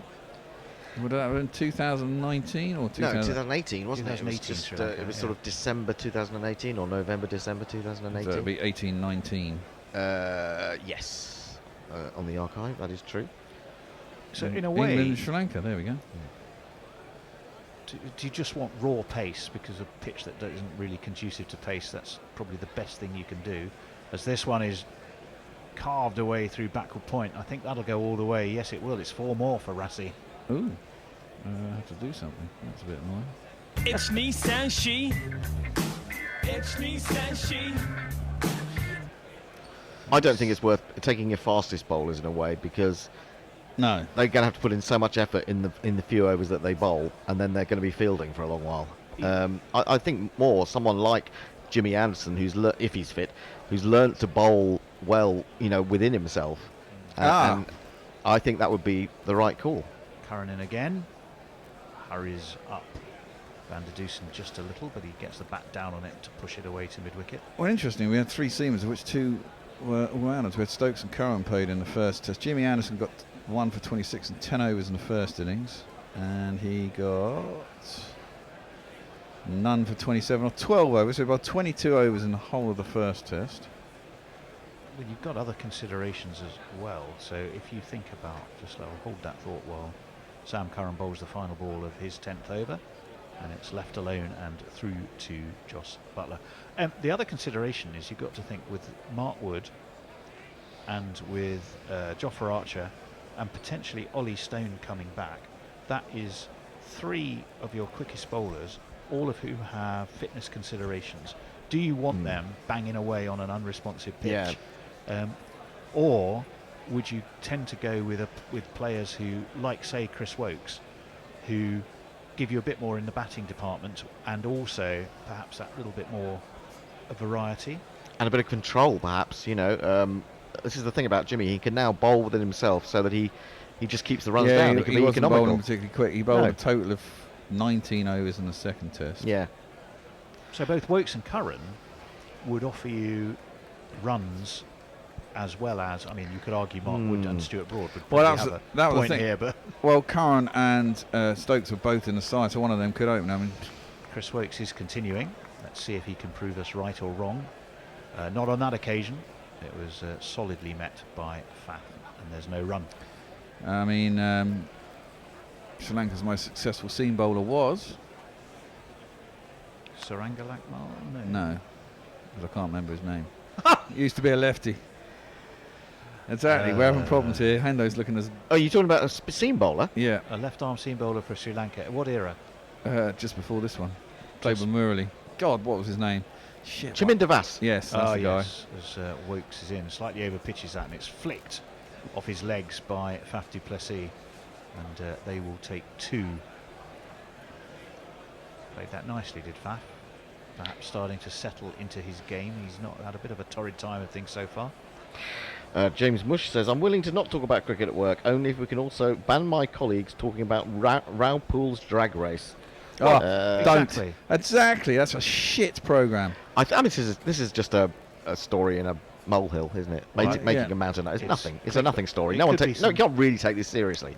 Broad bowled a total of 9 overs. 14 overs in the final test. Wokes is in and stops. With a big smile on his face, Faf du Plessis stepped away. Something has clearly distracted him as he holds up a pink-fingered glove. Which means it could be anyone. I mean, I don't mind if it was someone like Ollie Stone or someone who needed to, prove their fitness or something. I mean, it's not a bad place to go. It's quite hot. It's quite pleasant. You're not going to have too much of a workload anyway. Could you get away with having just Stokes and one other? Well, you'd have Stokes and Curran, presumably. You don't forget your nursing. But would you just have those 2 as your pace bowlers? In comes Wokes, uppish but on leg, and steered down to long leg, where there is a big vacant area that it will not be filled in time, and 4 more runs. 1, 2, 3, 4. Well, if you imagine you had Stokes and Curran in the side and you had Folkes as your keeper, that would take you to, if Folkes was batting 7, say, or with the current top 6, Folkes was 7, Curran would be 8, give you 3 spots left, and you need 3 spinners. So there wouldn't be much more space for anybody. So you're going with, as Wokes is in, that one's full, and big shouts. Too high. Was it too high? I think so. Fafter seems entirely unconcerned, and Wokes, it was a really bit of a half-hearted appeal, so I suspect it may have been. We'll have another look and let you know. It's jagged back though, hasn't it? Oh yeah, it was too high. It did jag back, so a lot of encouragement there. There's you a lot. tend not to get. Sorry, Bear. You tend to get less LBWs here at the Wanderers for that very reason. Yeah, because, yeah. You often miss out because the ball is just too high. Well, I think with a slight change of luck here, we could have had about 5 wickets this session. So they do need that change as Wokes is in. That's on leg, and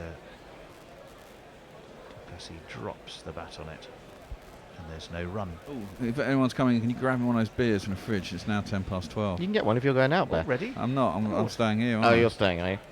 Tim Everingham says, just wondering what Tony was planning on venturing down to Australia and whereabout he'll be. I think he'll be in Melbourne and Sydney, won't he? Sydney and Melbourne. Sydney I am Melbourne. indeed. Let me know where you are.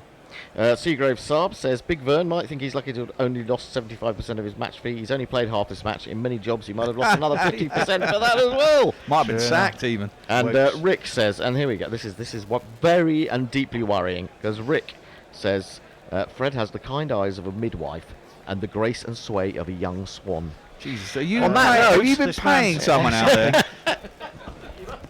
I don't know what's going on. Oh, look, I got a pint bottle. Look, there goes. That's the reason why our mics don't work, isn't it? Yes, I know. Well, I was going to pay a jingle for the change, but I'm not going to now. Because you're all here. South Africa's still fighting hard. Rassie van der Dussen and Faf du Plessis have been hit on almost every part of the body so far, but they're still there. And playing very bravely, actually. I have to say, the bounce getting very variable, and England quite enjoying bowling on it. Shame about the lack of wickets so far. But, I'm sure that'll come. I'm sure. Yeah, I think there have been various wicket-taking balls that could have taken a wicket. They've been about unlucky, and as these things swing, the pendulum will probably, hopefully, go back England's way at some point. So Sam Curran to continue into Van der Dusen, who pushes us out into the offside. Mid-off just runs around to field, and they run through for a single. There, and I said this right at the start of the day, England are just going to have to be patient, just keep putting the ball in the right place and something will happen. I mean, it's certainly, the pitch is behaving more capriciously than was at the beginning of the day, and you wonder whether, I suppose it's a hot day down there, it's virtually just past midday, and, the heat's pounding into the pitch, it's drying up, the cracks are widening. Can't have a roller again now for the entire rest of the match. You don't have it in the morning, do you? I think it's just the beginning of your only a light roller innings break. That Curran in again, that one rears up quite high, and du Plessis tries to sort of play a back foot off drive there, and it hits so high on the bat it ends up barely making it to the other end of the pitch. But he does have incredibly low, not incredibly, but he has very low hands. Right off the splice, that was. From the end, Wokes is bowling from the call at drive end. There's a crack just on off stump, and Wokes has hit it almost every ball. And he's been banged on the end of his finger, and caught on the end of his elbow, smashed in the nuts. Oh, again, this is flies off the outside edge of du Plessis' bat past the diving Stokes, I think it was, of the slips, and it's gone through for one of these. This machine has gone weird on me. Right, I'm going to shut down the jingle start machine. I'm looking over a ford. It didn't quite carry, but it was Stokes at second slip diving away to his right. He couldn't get near it. Third slip would have probably gobbled it up, actually. Maybe. I mean, it was a tough low catch. But Faf at the last second realised that what was going to happen and tried to take the bottom hand off the bat.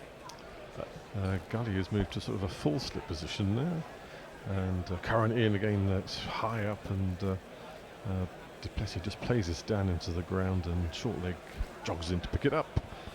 South Africa have moved on to 141 for 2. I suppose the target of 466 is still something for them to think about, but we hope not. Van der Dusen has moved on to 66. Van du Plessis, what's he on? 20? Faf du Plessis is 22. 22, there we go, 22 not out. Took about 20 balls to get off the the mark. partnership 52 off 126 balls. It's certainly been a gritty South African effort. Curran in short, and du Plessis has just rocked back and pulled that through mid-wicket all the way to the boundary. Are we working? No. 4! What is it good for? Yeah, maybe one over. Looking over 4.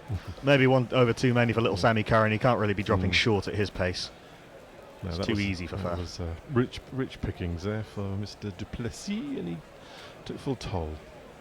A lot of talk about the potential makeup of the seam bowling attack in Sri Lanka. Peter Lloyd says should be Wokes and Currans, the best batters in the seam stable. I think you'll see some rotation, I think, during that series. Obviously, it depends who's fit, too. Well, yeah, but I mean, I was just looking back at the scorecards. Curran in again. Again, this lifts off a length, and Duplessis pulls his lower hand away. And generally, Curran and Stokes played all the test matches. And then obviously they had one seam, and they picked one genuine seam, which was Broad or Anderson. Neither of them played in both. They didn't play together. But then we had Moeen, who could fit into a top higher order in the batting place. And you also had Rashid, who could bat too, and Jack Leach was the other spinner. Mm-hmm. Now we don't know if Jack Leach definitely not going to be recovered from his We don't illness? know. We don't know what. I mean, Leach obviously had a shocking time with injury in New Zealand and illness rather in New Zealand and South Africa. Yeah, well, exactly. Sepsis and flu and gastroenteritis, and obviously he has Crohn's disease. We don't know. We don't know if Moeen is still burnt out, and we don't know what either Rashid's shoulder is going to be / contractual situation. Obviously, you do have Dom Bess, who probably will go to Sri Lanka. I mean, I'd love to see Moeen, Leach, and Rashid get the band back together. 3 genuine attacking spin bowlers. Well, yeah, and I mean, they've got quite a few lefties, if I remember rightly. So you need both left and right hand spinner. You can't go out there with 3 bloody off spinners. That's a dead set. Well, if you went with Moeen, Bess, and Leach, you'd have 2 turning it one way and 1 turning it the other way. Yeah, I mean, all of this will be decided down the line. John Lowe says to Katie Scott, in terms of being belittled by sexist men who don't know anything about cricket. Wood in for his 8th over. Start when you spell.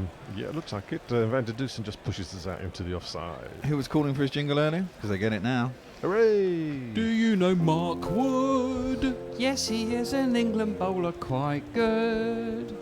And pretty quick. So just a normal guy. Of course. Except for just one thing. What? He thinks that he's a horse. Right. What? See what Wood can get out of that crack outside off stump. You'd imagine if it does hit the crack and deviates at his pace, it isn't going to be fun for Rossi van der Dussen or Faf du Plessis. Watch out for your fingers. Wood in again. Right arm over. Pushed out to cover by Van der Dusen. They've just jogged through for a very easy single. Score moves on to 146 for 2. Van der Dusen up to 67. It's going to be getting close to being the highest score of the match. I think it's Root still, isn't it? 78 in the first innings. He's also getting close to his highest test score, which is 68, which he got, I think, in the first test match of the series. Root didn't get 78 in the first innings, did he? He got the 78. Crawley got 66, I think, in the first innings. Oh, was it de Kock got the 78, didn't he? That's right, yes. Wood in again, and Duplessis is very solidly backwards and pokes us out into the leg side. Yeah, Quinton de Kock, 76 is the highest scorer in the match. Joe Root with 58 and 59. Ollie Pope with 56, and Jack Crawley with 66 are the other men to pass 50. Also throw in Stuart Broad's quite hilarious 43 in the in England's first innings. Bob Sibley got 44 exactly in both innings. Take an average of 44 as a test over, maybe not like that. Maybe not. Wood to continue. Outside off stump again. Duplessis must be, I think, he's got a sore hand. I think he's got a sore thumb because every time a shot, he's pulling his lower hand off the bat. So. He does bat with those very low hands. He has that back lift, which comes from point pretty much. So it's very sort of jabby. It's like an axe, isn't it? Yes, it is. There is something of the woodsman to Faf du Plessis. Might explain those gigantic forearms of his. Bit baseball-y as well, isn't it? Really? Yeah, a little bit. I mean, obviously he's a very fine test player and a competitor. He'll get a test average of 40 by being a bad player. No, indeed not. Wood sprints in, past the umpire again, on off stump again. Duplessis goes backwards and defends this ball back down the track. You're right, though. I think he got hit on that hand by Wokes, one that lifted from a length, and you're right, he's pulling the bottom hand away from the bat every single ball. Got him right on the end of the thumb. Yeah. Reminiscent of Graham Smith a couple of times batting with a broken hand. I think a broken arm on one occasion came out to bat. Graham Smith still scored 150. Yeah. Well, I think he supported someone else at the other end to save or nearly save a draw. John Lowe says to Katie Scott, give those sexist men your best Ben Stokes impression. Yeah, lump them. To which Grace says, inciting violence, I mean definitely an option. This non-story seems to have got people talking. Yeah, we're having another conversation about the ball and its shape. We've the not handcuffs we've are not out. taken a wicket for an hour. Give us a new ball. I think Joel Wilson is just telling him to get on with it. He doesn't seem vaguely interested. And so Wood trudges off back to his mark, still looking queryingly at the ball. And now Chris Wokes is giving it an inspection. They're clearly not very happy with it. Linux Lear makes a very good point. Most women I know know more about sport than the men I know. Come to that after this ball. Wood in bowls it wide of that sideways jump of his as he gets into the delivery stride. It's arrowing in on off stump, and Duplessis just plays it out into the covers for no run. And drinks are coming on. Yes, the drinks break in the first session got England a wicket. Sam Curran got Peter Milan first ball after the drinks break. Let's see what happens next up. Linux Lear says, the most women I know more about sport than the men I know. The men, however, are far more likely to communicate their stupid opinions in a very loud way, which is absolutely true. This is true. That's what we're on this planet for. It's the Dunning-Kruger effect, isn't it? The less you know about a subject, the more likely you are to try and speak with confidence about it. Dr. John Lowe says they'll bring Broad and Wokes like they did last time, but probably they'll see if they can persuade Moeen back and play Leach, Bess and Moeen. Last time it was Moeen, Rashid and Leach.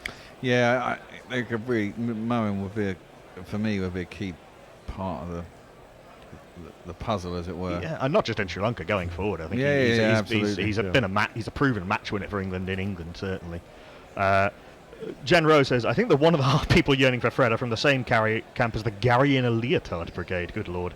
They saw the bat signal and they came. Dave Wood says, when it comes to workplace chat, I don't care about Bryony's outward bounds trip or how Ben is doing on his driving lessons. Feigning interest is draining. Absolutely. You've got to pass the time somehow, don't you? Well, exactly. You should be able to talk about what you want. Yeah. And that's my point. That's what I hate about offices. If you as long as you get the bloody work done, you should be able to do fucking anything. Dress in what you like. I hate fucking suits. Piss me off.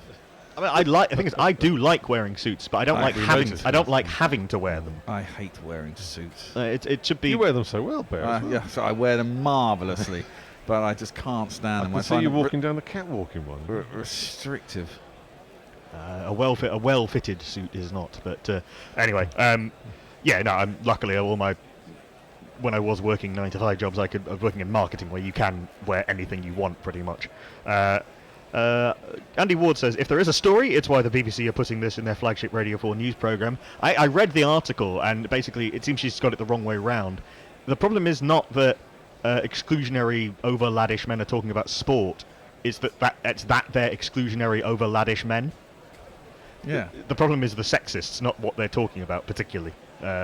So, kind of, cause and effect the wrong way around, and someone who should know better completely missing the point. Spicy Golden Duck says, good afternoon, Gorillas. Is it worrying that my phone's predictive keyboard suggested good afternoon, Gorillas, as soon as I started to compose this tweet? Yes. Linux here, we were talking about Chaminda Vas earlier, apparently. According to Bride Shadow, it's his birthday. Happy birthday. Linux here says, Wanda Kula Surya Patabendago Shanta Joseph Chaminda Vas to do his majestic name justice. That's right. No, I was trying to remember who the left arm spinner that Sammy Curran was very much like, or could take left arm spinner, the job. Left arm seamer. Left arm seamer is what I meant. Yeah, Chaminda Vas took a lot of wickets. Exactly. Sam Curran is not as good as Chaminda Vas. He was a very fine bowler. I mean, I don't. Well, not yet. Those wickets in Sri Lanka, even by Sri Lankan standards, were turners. I'm not sure if it'll be quite that mad again. Speaking of spin, my lord, this was not who I was expecting to bowl from the golf course end immediately after a drinks break. Joe Root is getting funky and Steve is leaning. Very good. Joe Denley, he's almost as old as this theme song, but Chef is gone and we need someone to bat at the top of the order. Joe Chairs making rather unfortunate noises. He starts with one tossed up outside off stump, which Rassi van der Dussen pushes to Dom Sibley at cover. They take a single. Van der Dussen moves to 68 and equals his highest test score. At least it was on line with the stumps, that ball, unlike the stuff that Joe Root bowled earlier on. So let's see for something interesting in the pitch for Mr. Denley. Score has moved on to 147 for 2, target down to 319. Denley in again, second ball outside off stump, and Faf Duplessis has a fairly exaggerated off drive of this, which the cover fielder manages to dive on and stop any chance of. Did you play his jingle when I was away? I did, yes. Oh, okay. You can do it broke again. the chair in doing so.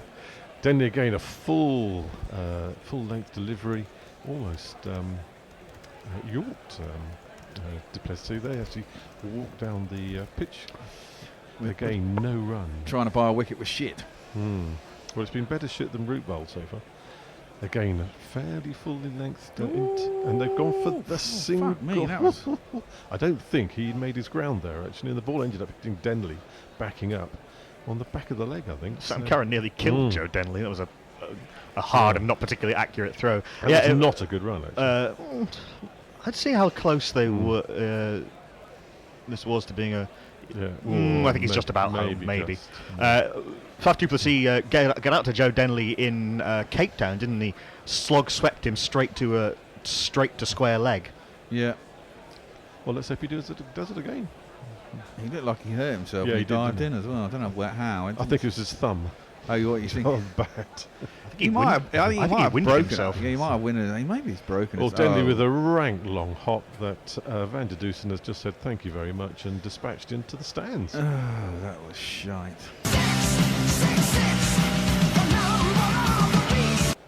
Sometimes you get a wicket with those. Sometimes you do. Yes. Yeah, the only person catching that was the guy in row Z. Van der Dusen did pretty well to make sure he stayed. He maintained his concentration. Nestle Boy says, maybe I will be in Gorilla Towers tomorrow then. He's looking at the moment, it's looking like it. So Denley to complete this over. It's a full toss this time, which Van der Dusen has split the leg side field beautifully for another boundary. With the super shatter, super shatter, super shatter, super shatter, super shatter, rocka, super shatter. It was worth a go for 1 over. Well, it's 4 overs of spin we've had so far, and I think it's about 40 runs. Yeah, it must be. So it hasn't really worked very well. I think there's no turn off the wicket either, is there? Well, not when it's a full toss, it's not going to. Well, even when it's not full toss, it's not really It's turning. true, it's not like Cape Town where there were footmarks and the ball was spitting. No. Denley went for 12, Root went for 23 off his 3 overs. Like I said, it was worth a go for 1 over. But were the 4 byes marked against him? No, those don't go in. So, yeah, well, that's 39 runs then off the 4 overs. The spin so far. Arthur Patricia says, somebody tweeted in saying that Fred has the eyes of a midwife. Arthur Patricia says, 1000% this is Fred Titmus's alt account. So Wood is continuing into his 9th over, and a ball that snaps up at Duplessis, and he manages to get it round the corner, and they've jogged through for a single. The score's moved on to 159 for 2. Duplessis on to 28, and Van der Dusen, I believe, is now top scored on 78. I mean, what are the eyes of a midwife? Sorry, we're splitting here. Yeah, I don't. Are they caring eyes? I think that's what he was saying. The soft eyes of a midwife, which is not something Fred's ever been accused of before. Arthur Patricia also says, in terms of England spinners, Wood in again outside off stump, and Van der Dusen just jabs his back down the track. And/or Matt Parkinson, and/or Amar Virdi, and/or Danny Briggs. I'm the only person still on this wrecked Briggs bandwagon. Messi Jez says, it seems crazy for Faf to have a bloody great towel hanging out of his arse. Surely you want to minimise anything that might make contact with the ball. To which says, Spicy Goals and Duck says, he's a hoopy fruit who really knows where his towel is. Yeah, maybe he wants, it flicks the towel, they review, waste review. We shall see. Wood starting his run up past Yampa. Again, aims out off stump, and this dies in the pitch and just about makes it through to the wicketkeeper. Van der Dusen wasn't in any danger of losing his stumps then, but let's see what this does. Yep. One bounce to the wicketkeeper. Gets there in the end. I think this could be one of those test matches where you see one big partnership in an innings and then lots of wickets falling quickly, because I don't think this pitch is going to be easy to get yourself in on. No, it's not easy to get in. If you get in, it's survivable, isn't it? But this is it. Got to lodge one of these 2 out. It's never easy. Got to win a test match. Woods in, short ball, and Van der Dusen takes evasive action, and I think once again ended up on his backside there. It's quite second time in this innings that he's ended up like that. Because that didn't That was wasn't 91 miles an hour. Not only that, it wasn't that short. That probably didn't pitch too far away from where the last one scuttled through, and Van der Dussen is happy to look stupid if it means he keeps his wicket and his and rightly so teeth. And his opportunity to face the next ball. That's all it's about. Twirls his bat in his hands and prepares himself for the approaching Mark Wood. Again, outside off stump, firm forward defensive, pushes the ball into the offside. Again, no run. I mean, what you do have to say as well, if this wicket doesn't hit the cracks, it doesn't do a lot, does it? Straight up and down. No swing, no movement off the seam. There's no lateral movement anywhere other than the cracks, is there? Yeah, So exactly. You've got to hit a crack for something to happen. But there are quite a few cracks. Yeah, there are quite a few cracks. It's true. Come on, son, keep baking down. Yeah. Well, once they're opened up, they don't close again, do they? It's only going to get worse. Yes. Wood to complete his 9th over. Again, this is a little bit on leg side and clipped into the mid-wicket area. It's fielded. There's no run. End of that 9th over from Mark Wood. 0 for 23. Bowled quite tidily. Something's just going to keep plugging away, keep trying to make something happen. Jitendra Yadav on YouTube says he's listening from Nepal. Dan De Castro says it's a monumental task, of course, but still, SA are hanging in, They certainly are. On Twitter, Grubby says, our friend Paul Howarth, for a man who's built a rather nuggety reputation, Elgar hasn't half got out some loose shots in this series. Yeah, quite right. I've mentioned a few times he's found some really weird ways to get out. True. Well, he's invented some good ones in this test match. Yeah, I know, right? And Messi Jazz sends in a tweet from Deepu Narayan, where AB de Villiers' team have finished in T20 leagues. He's featured in post his last international. Ooh, Denley's still bowling. What? Why? No. Oh, was that a replay? Replay. Sorry. There's still long conversations about the state of the cricket ball here soon, and certainly nagging and getting in the ears of the umpires about the ball. But they're not even taking the handcuffs out, just carrying on. Oh, Denley is still bowling. That was a live ball. Oh my fucking God! Is Full there someone ball. down there? No, one bounce 4. You should have someone down there for the shit. 1 2 4 4 2 1. My name is Lakhan. My name is Lakhan. Yeah, Duplessis took a single first ball, and then Rassi van der Dussen has helped himself to another boundary off a Denley full toss. Lovely shot. I agree, though. You should have a long on, really, if Denley's going to be bowling. I noticed that when he hit that Denley 6, there again. was someone out of cow. Shame we didn't hit it down cow corner. Then. What he did, but just over his head. The next ball is half driven out to Sibley at cover. No run. Denley in again. Again tosses it up. Full delivery. Dug out from underneath his bat by Van der Dussen into the offside again. I haven't seen one pitch in the right place to find out whether it's actually going to turn past the edge of the bat yet. It's either been really short or too full.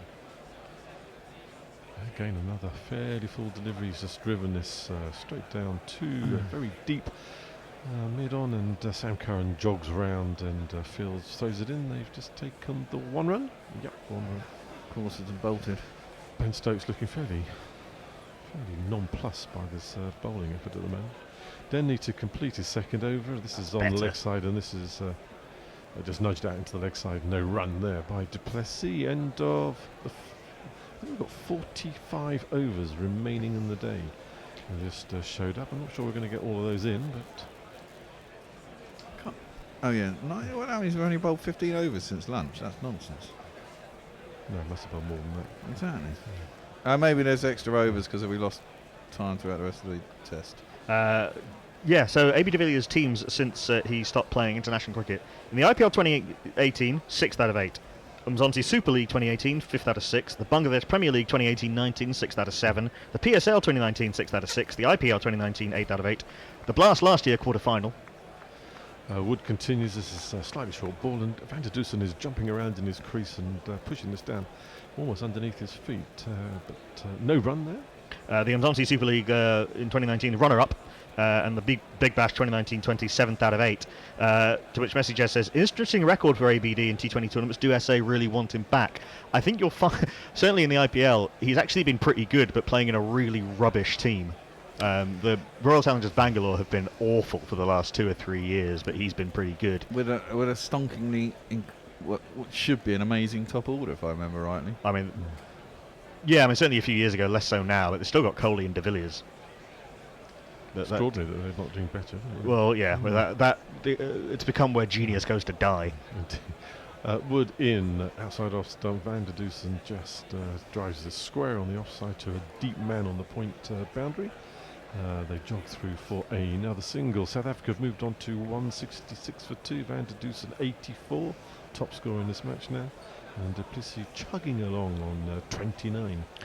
Look, if AB de Villiers is fit and available, you'd be nuts to turn him down if you were South Africa for the T20 World Cup. There is something to say for that, but I mean, you do notice. I mean, it's certainly apparent at the end of KP's career.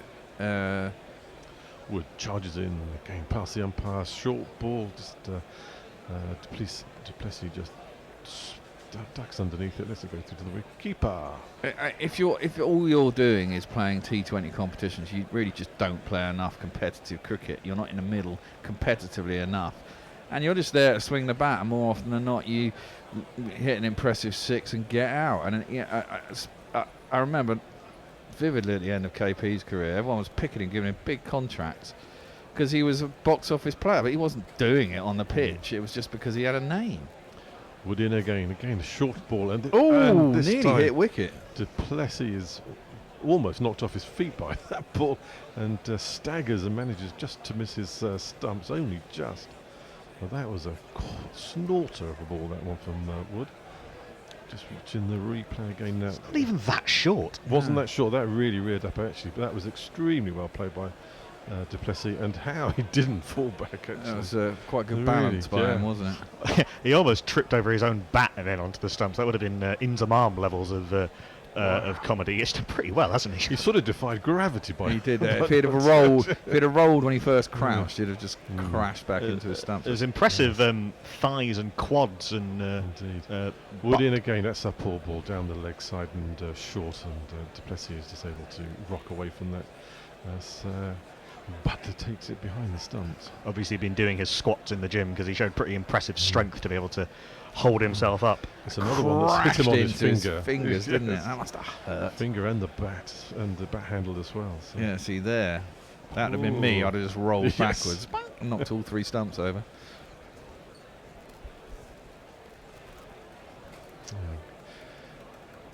Nope. Wood started but has been told to stop. I think he dropped the ball in his run-up. King of Wessex says, women have to work harder, try harder, no more, be braver, constantly face up to men, assuming they're better. So Wood finally is in to complete his 10th over. This is on middle and leg and is clipped around the corner by du Plessis, much more comfortably than the last 2 balls. And Sankaran Fields throws it in. That's the end of Wood's 10th over, 0 for 26. And they're only, 15 runs short of their first innings score with 2 wickets down. Yeah, it's been a much better batting effort in this innings. There seems to be a much more sense of a plan than there was in that first innings where they were just prodding and hoping. Messi Jez sends in a very nice photo of a very dapper looking bear in a suit. Actual drawing of an actual bear in a suit. Oh, nice. Gerrit Dusseldorp says, what I wouldn't give for Joe Root, innovating the bowling some more and attempting another fifer. SA could still take the match. Lennox Lear says, there he is, leg spinning legend and future England captain Joe Denley. Denley is continuing. This one was actually pitched properly, and du Plessis just strikes it out into the offside to the cover fielder. There's not a lot of spin, is it? Nope, that went dead straight, that one. And Denley again very well pitched up. Du Plessis sort of advances down the track and ends up hitting it to mid-off, no run. Dr. Dan Diper has sent in a sketch of a 4 being hit by Rossi van der Dussen. Paul Howarth in a...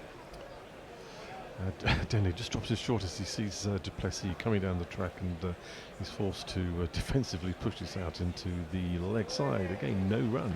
In response to Ed Benson, says, folks must go to Sri Lanka, he must. Denley again. This is a much better over. 4 balls pitch. Oh, badly fielded. He's kneed this too. Mid-off has ended up kneeing the ball to the mid-on fielder, and the South Africans have managed to take An easy jog through single there. That's Joe Root. It's Joe Root himself, is it? He's he looks like he's a bit of pain yes, there. he's made he's completely missed the ball. It's actually hitting right on the knee. That would have been very sore. You can always in the field. You can always hear when the balls hit someone's kneecap. Another good ball to fifth ball of the over from Denley, which Van der Dusen is very diligent in his defensive shot. Well, it's only taken him 3 overs, but he's finally found a length, hasn't he, and a yes, spot to bowl at. Got his rhythm. But no, we're watching a wasp on the umpire's shoulder. And this one is short, unfortunately, outside off stump. Van der Dusen rocks back to cut it, but just plays it straight to the fielder. And no run. End of that over. Denley's 3 overs, 0 for 19. Du Plessis has progressed to 31. Well, this should be the last over before tea, I think. Here we're watching Rob Butler's got 2 wasps on his 3 waff. He's got a whole host of wasps. Yeah. Josh Holland says, is the overrate possibly a consideration of the shit spin stake? And I think you may be onto something. Messenger says, yes, Bear, there are 98 overs scheduled for today, though we won't see them all. Des says, full credit to Joel Wilson for coming back well from his Ashes nightmare. And seeing off, was that loads of wasps on him, poor lad. Well, the run rate is 3, and they They've have a total of... I think the spin bowlers helped. Yeah, they have. They were about 2.5, 2.6, weren't they? So they've Woods 10 overs for 26. That's where the seamers have been at. So. Yeah, only Sam Curran of the seam bowlers has gone over 3 and over. And Denley's Denley and Root have both gone over a run of ball. A gully, a leg slip, a slightly deepish short leg, and he's just clipped this square to the square leg boundary for one of these. There's not one boy for me, I must have 2 or 3, I need 4. It's a brave shot with 3 men catching between short leg and leg gully, but he's picked the gap beautifully. It was down off the bat. It was a good shot, actually. Lovely square drive. Just using that extra pace that Mark Wood has. Arthur Patricia, this is an interesting point. Not one I entirely agree with, but it's an interesting point nonetheless. A.B. de Villiers spent most of his international career being absurdly underrated, which actually I do agree with. Probably, yes. Wood in, again outside off stump. Du Plessis ends up crouched down on his knees having played that defensive shot. I presume suggesting that was a low bounce. It didn't look that low from here, but that was up at 90 miles an hour from Mark Wood. He's certainly been steaming in this session. I mean, it did keep a bit low, but not as much as all that. Well, it was right up the bottom of the bat. He's not as bad as Michael Vaughan for giving an impression that absolutely everything kept low. To be fair. Yeah, true. Joe Root. I think Joe Root's back is such that he can't really bend, so he just sort of jabs the bat down a bit sometimes. Yeah. Arthur Patricia then, since he's been retired, he's been retroactively absurdly overrated. An odd career, which I'm not really sure I agree with, to be honest. I mean, if anything, it's sort of a late recognition of just how absurdly good A.B. de Villiers is and was. Well, no, he's good at hitting a ball. Stuart's board having a long conversation with the umpires about the state of the ball, and he's clearly really upset with the quality of it. He's waving arms and all sorts. Kevin Peterson's international performances were diminishing a little bit towards the end of his career.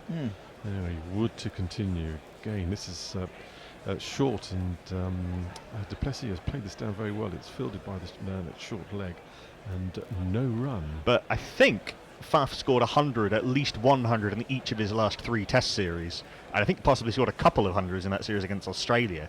So Faf was, AB, he took some breaks for injury and so forth, but he was just as good as he ever was, and on some very tricky pitches. Ended up with a test average of 50.66, so it can't have been that bad. Can't be that average, in 114 games. I think people forget that sometimes because he's such a explosive player. Yeah. Wood in again a short ball, and Du Plessis is jumping around in his crease defending this ball. Down into the ground in front of him again.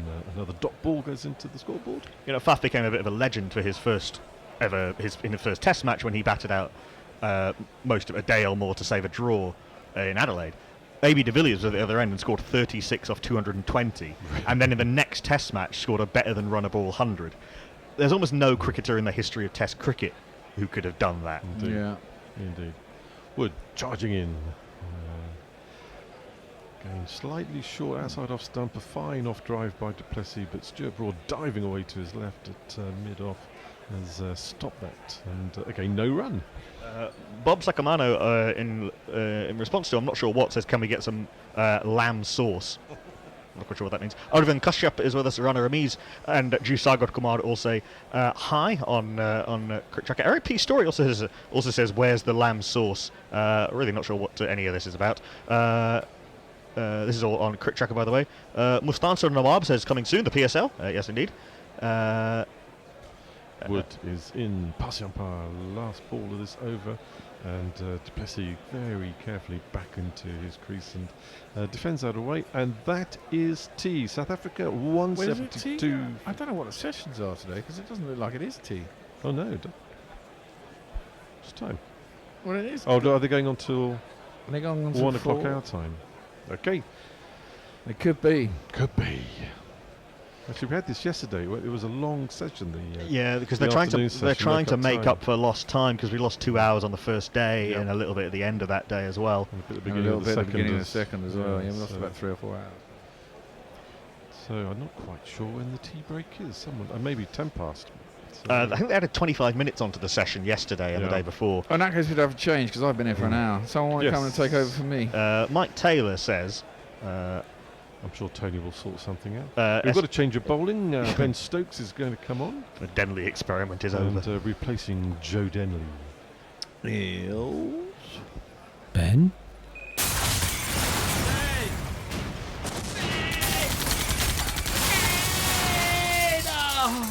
Ben Stokes.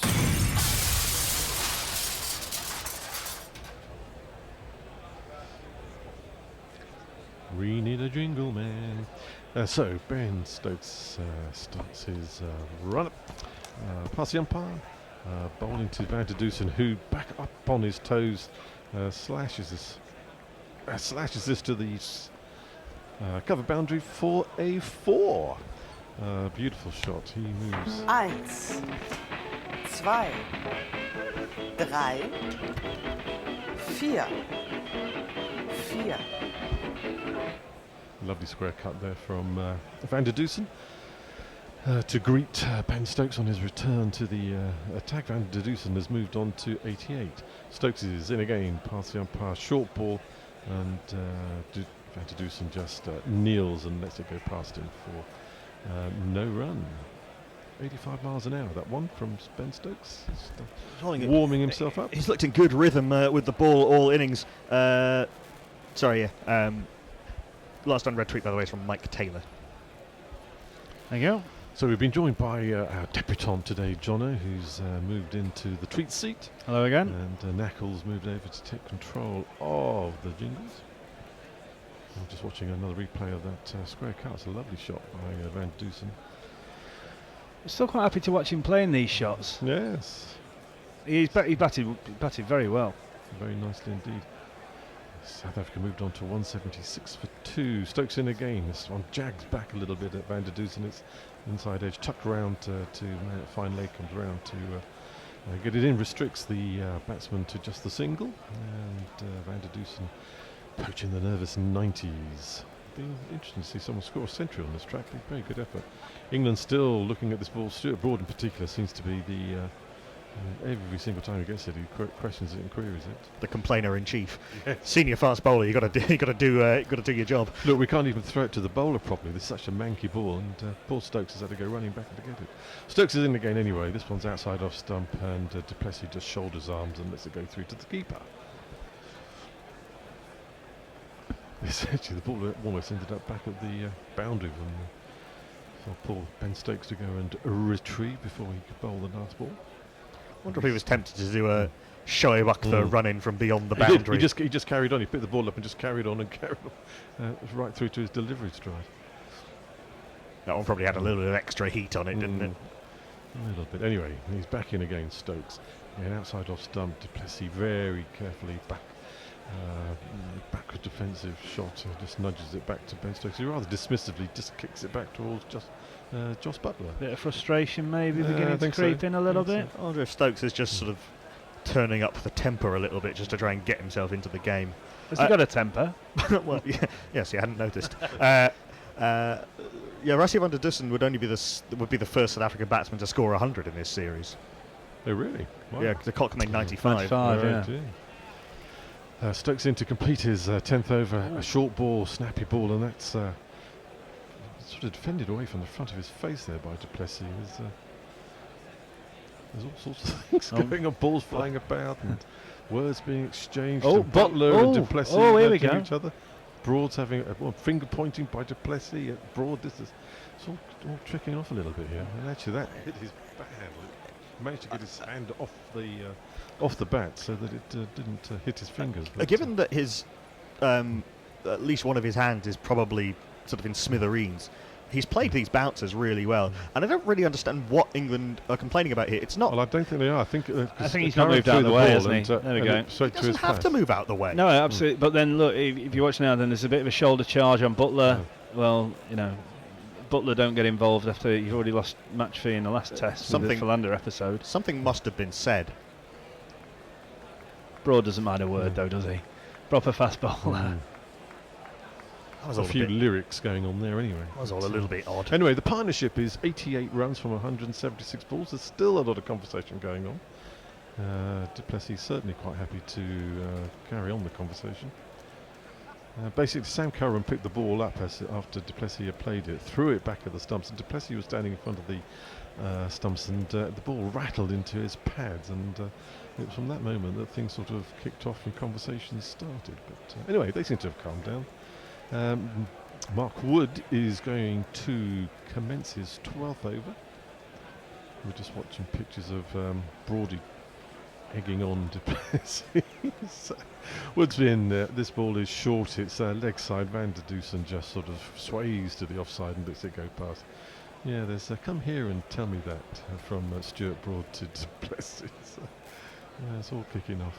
Maybe they should have gone for tea when I suggested it. Yeah, possibly. There'd been absolute carnage in the green room with the rotors once we realised they were going another 15 minutes. It's another 20 minutes. 20 minutes. 25, 25 in fact. 25? Yeah, it'll be 10 past is when tea will be taken. Fantastic, okay. To try and make up time from day 1 and 2. Groove. Wood is charging in past the umpire. This ball, it stays low, outside edge, past a diving gully fielder, and has trickled through to the boundary for one of these. Rossi van der Dussen into the 90s. Yes, has galloped into 93. Didn't really have too much control of this ball, actually. It was slightly jagged away from him and high on the bat, outside edge, and gully diving full length to his left, couldn't get to it. But Van der Dusen won't mind that. It's another boundary in the scorebook for him. Doesn't matter how you get them, as long as you get them.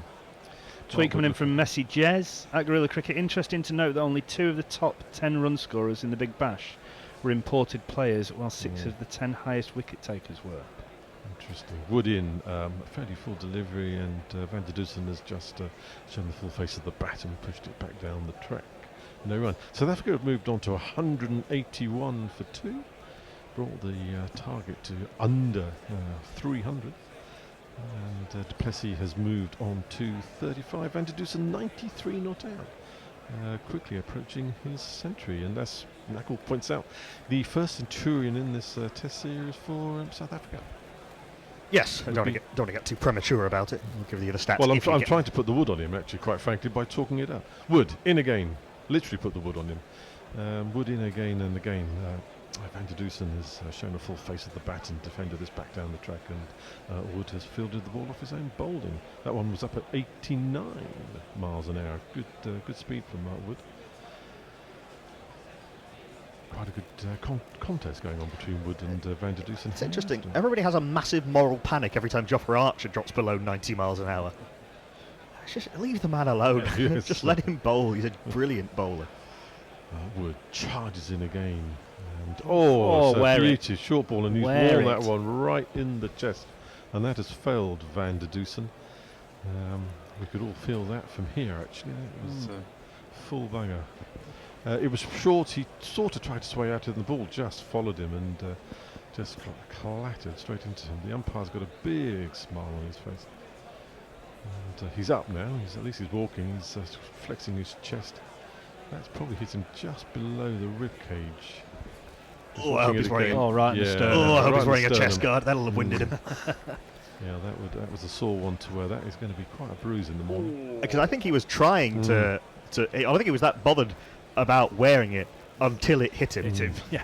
Yeah, hit him in the plate, the hard part of the chest. He realised this was a good short ball and he was not going to get bat or get out of it. So there's a lot of conversation going on between Mark Wood and Van du Plessis now. So it's Van du Plessis now. Van du Plessis. Van du Plessis, that's what I meant. It's all going on at the moment. It's really quite good fun.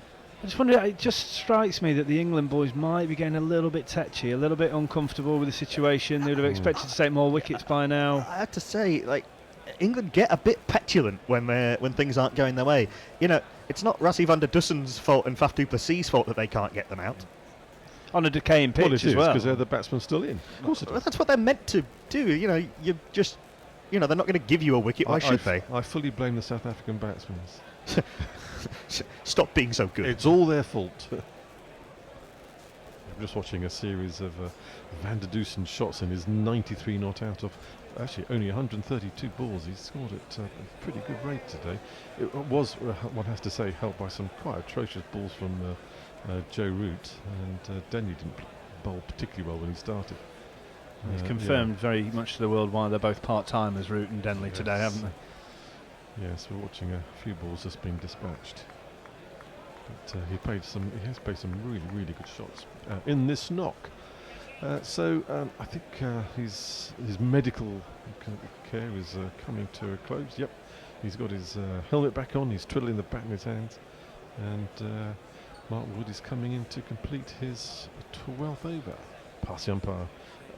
Not surprisingly, a short ball. It's a pull ball, actually. It's very short. It's well down the leg side, and Van der Dusen really doesn't even have to move to miss that one. Through to Butler. End of the over, 181 for 2.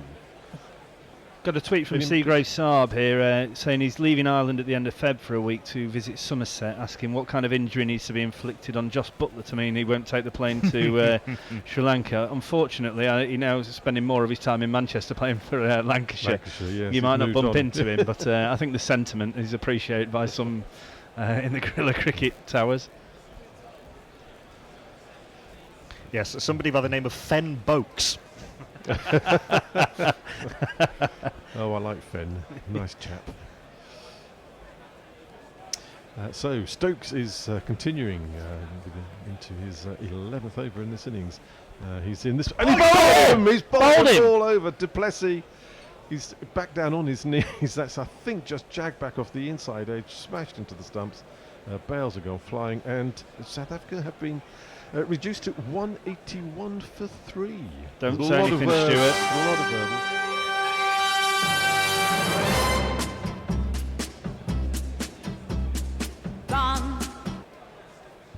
Yeah, we're just watching the replay of that, and it didn't get up at all. It just clipped off the bottom of his back, bottom inside edge, and has just cannon into middle and off. Clip the bails off, and that's the end of poor off.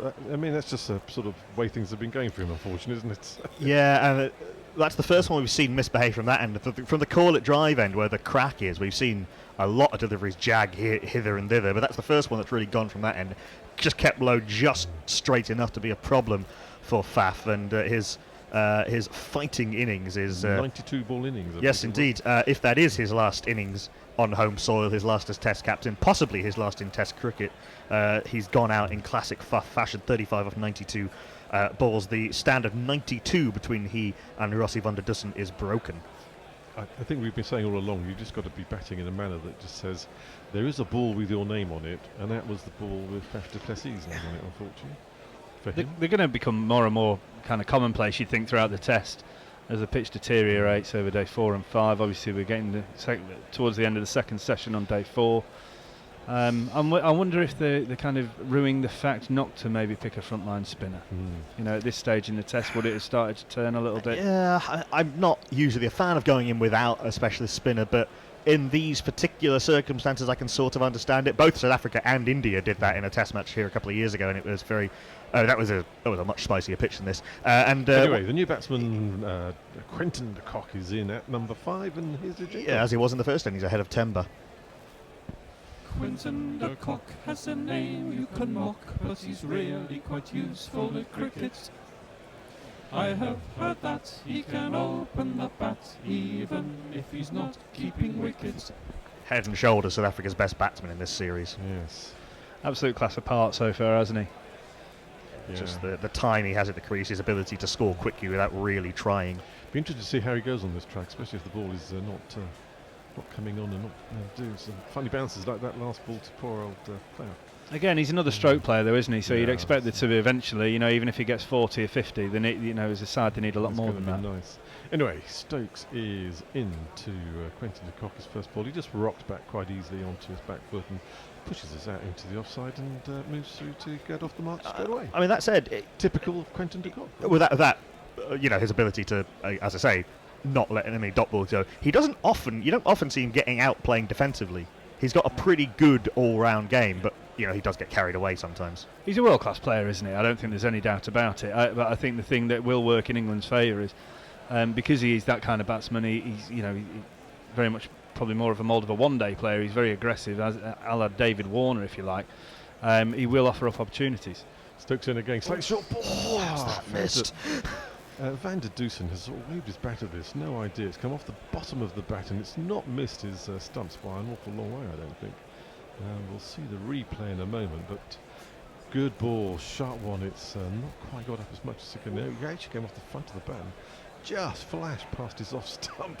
Ended up in Butler's hands, second bounce, but really, for a man who's on 93 not out, he didn't look as if he'd been anywhere near that one. Anyway, Stokes is tail up, charging in past the umpire. It's full of ball, and this is quite nicely played. A beautiful straight drive, and this is going to be all the fielders all the way to the boundary. With the super shatter, super shatter, super shatter, super shatter, super shatter, rocka, super shatter. Doubly impressive, having just been done by one that left it off a length, to be able to get properly forward to it in the full face of the bat.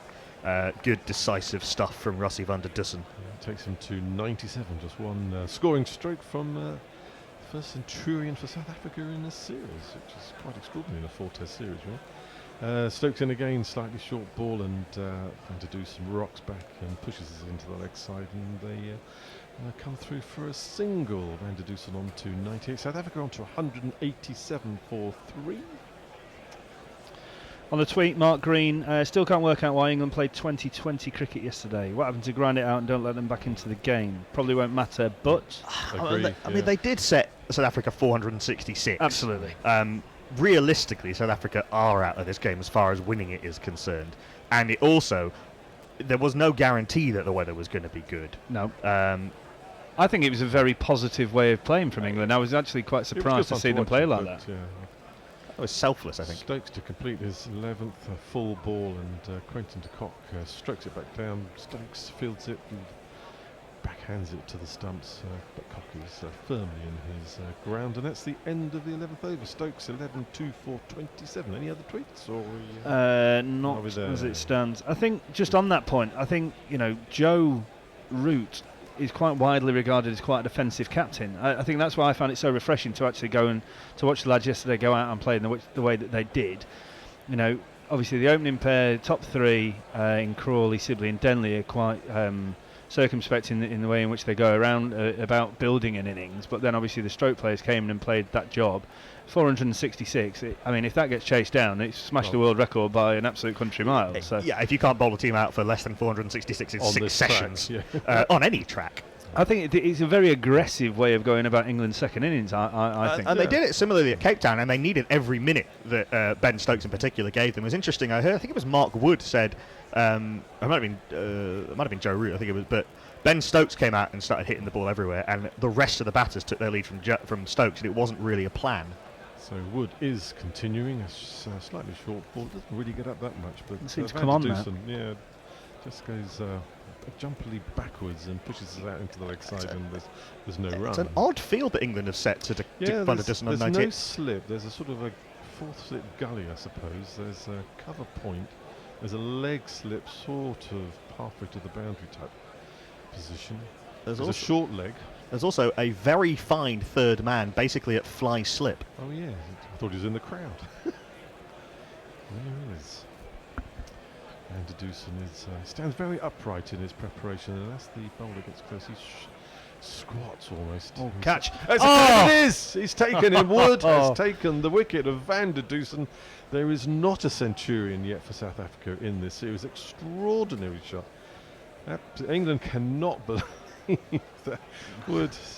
Fairly full delivery. Van der Dusen has gone for a full-blooded off-drive, and Stuart Broad, I think, has dived forward and plucked the ball a couple of inches off the ground. Wood has got his first wicket in this second innings.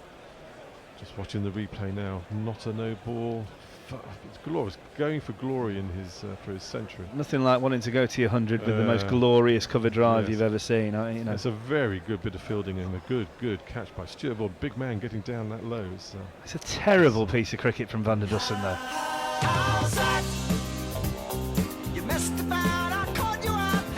He doesn't know whether to walk off raising the bat or smashing himself on the head with it, and sort of does both. It was a very good innings from Rassie van der Dusen, 98 off 138, but he's been outthought and sort of spooked out. Wood went round the wicket with that leg side dominant field, and then bowled in the sucker ball, full outside off stump. Van der Dusen trying to drive, but not for once, not full. I say for once, actually, it's not really true, but he wasn't fully forward, he wasn't fully committed to the stroke, and it sort of came off the upper part of the bat, just slowly enough for Broad to take that catch.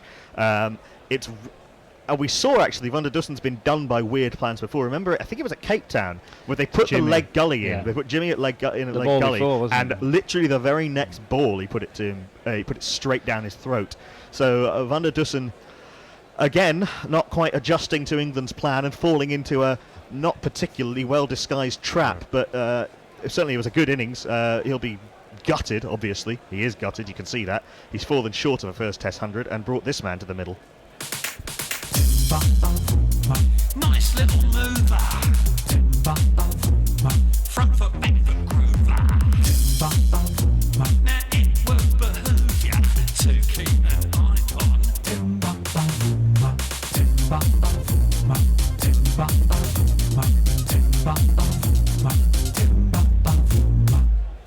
Goes on a bit, that one, doesn't it? Anyway, got a bit of rhythm in that one for Temba. Just having a look at his Test stats, an average of 30.81 from 40 matches. Wood, tail right up now, charges in outside off stump, and Bavuma just shoulders arm and lets that through to the wicketkeeper. England must be beginning to sniff it. There we were, but 12 balls ago. It's a hugely different situation now for the game. I mean, as a captain myself, or as a teammate of Van der Dusen, you're looking at him going, you're in, you're set. That's a huge. That single delivery is going to have a huge effect on the outcome of this game. Wood is charging in again to the new man. This is very uppish as he flicks it round the corner on the leg side, and it falls in between the sort of leg slip person and the short leg. No run there, but Bavuma did not really have any control on that. Particularly given what we've been talking about how hard it is to get in on this wicket. We've seen the ball is misbehaving. I understand what he was trying to do, but he just did not. He didn't really show any sort of conviction in the stroke whatsoever. I mean, the chances of even a draw for South Africa are incredibly slim, but I mean, I think that solves it. Yeah. Wood in again, slightly short outside off stump, and Bavuma doesn't have to play a shot, and he doesn't. And it goes through to Butler behind the stumps. Yeah. That all said, it does seem harsh to be criticising the man who got 98 more than everybody else, but it's a point well made. I mean, England's best ever batsman in Alistair Cook. You always hear him talking about, coached by Graham Gooch for such a long time. Once you're in, you don't get 100, you get daddy hundreds, and this is a massive thing for Test cricketers. He's going to be devastated with himself. It's a learning curve. I heard Cook on the debate saying his first 700s, they weren't those Gooch daddy hundreds. It took him a while to learn it. But sometimes you have to learn the hard way.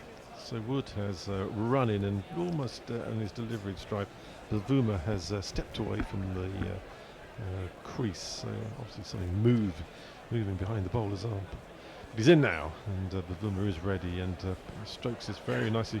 Rather in the manner that Van der Dusen would like to have done, but it bounces a couple of times before it reaches Stuart Broad at mid-off. That is the end of Mark Wood's 13th over, 1-4-34, and South Africa 187 for 4. We've got one more over, I suspect, before tea. Yes, the clock is showing 9 minutes past 3 o'clock in Johannesburg. Yes, I think the umpire's in position. And Stokes, Mr. Ben Stokes, is going to continue his spell. From the which end? Stokes is bowling from the golf course end. Patricia Arthur disagrees with my comment of defensive when referring to Joe Root's captaincy. She sees him as more erratic and criminally incompetent. Discuss. Yeah. I've come here for an argument. Yeah, absolutely. No bite available. That wasn't 5 minutes. That was 5 minutes. No, it was never 5 minutes. It wasn't. Why are you arguing? And on it goes. Anyway, Ben Stokes is standing. No, he's off. He's decided to commence his over. He's past the umpire. Short ball outside off stump. Quentin de Kock just rocks back. Stokes and de Kock have a few words, a little joke and a laugh. He's a baby-faced assassin, isn't he, de Kock? He's just a great cricketer. Yeah, we're watching a series of balls that were being bowled, the low bounce balls today from the call-it drive end. And the one that... oh, sorry, yeah. I was going to say, yes. So it is all from that end, actually, that the ball's been misbehaving. So Stokes in again. Short ball. De Kock thinks about going for the pull. And, don't mind seeing that from de Kock. You know, fraction of him there is thinking uppercut. Yeah, that just did nothing. We're just watching repeats and repeats of the Faf du Plessis' dismissal, and we're sort of circling whereabouts it is on the pitch. Stokes is in again, and de Kock is able to, from quite don't know about his shoulder height, nudge this down to the fine leg fielder for a single. He's moved on to 2 from the 5 balls he's faced. And what we can see from that is that, I mean, actually that ball to de Kock that he just rode round the corner, pitched in almost the same place. It's not only length, it's almost back of a length. Faf can count himself hugely unlucky. Yeah, absolutely. There seems to be a plan now to try and hit that area in quite a consistent manner. Woke's bowled a spell of about 4 overs where pretty much every ball hit the crack. So, new batsman, in sharp contrast to the field set for the recently departed batsman. Bavuma has got 3 slips, a gully, a man at cover point quite close in, nearish square leg. Stokes is in, outside off stump, and Bavuma plays as if he's going to play forward defensive, but just leaves the bat in the air and lets the ball go through to the keeper. That bit of plaster that's hanging down around his ear off his helmet. If I was batting, it would be doing my head in. I would not be able to concentrate if that was me. I've never seen a man with so much plaster on his helmet. It's all over the place. It'd give me a great excuse if I nicked off though. Oh, it's that bit of plaster. It was just tickling me, tickling my neck. Actually, it's 4 slips. I suppose a gully position now is the square leg, the man at cover point. He nudges this out, and the man at 4th stroke gully position fields it. No run. Yeah, it's somewhere between 3 slips and 2 gullies, and 3 slips, a 5th slip in a gully. You see all sorts of funky fields these days. Yes. Mike Taylor asking on Twitter, 2013 South Africa fell 8 runs short, world record 4th innings chase versus India, saying the scores were pretty similar around this time. Can they dare to dream? They had A.B. de Villiers then. Yeah. Last ball before the tea break, Stokes ambles in past the umpire. It's in exactly the same position outside. So he looks a bit annoyed with himself, Ben Stokes. Bavuma doesn't have to play a stroke at it, shoulders, arms, and that's it. The players head to the pavilion for some tea and a bit of a rub down. South Africa 188 for 4, trail England by an awful lot of runs. Tea on day 4. We've got a picture of Faf du Plessis looking not too happy, and just watch that with Stokes. I saw earlier on in the day, I didn't mention it at the time, but I just wonder if that left knee's troubling him a little bit. I'm not sure whether he was unhappy with the delivery there. I just wonder whether he's a slight grimace with him. It's hard to tell with Stokes. He's a tough old boy, isn't he? He's a tough character, and he'll play through a lot. But I'm not sure whether that's just a couple of times. It's just giving him a little bit of a problem today. England are still debating the cricket ball with the Joe Root has gone to the umpire. I think it's Joe Wilson actually. Handcuffs are out. They're flicking the ball in and out.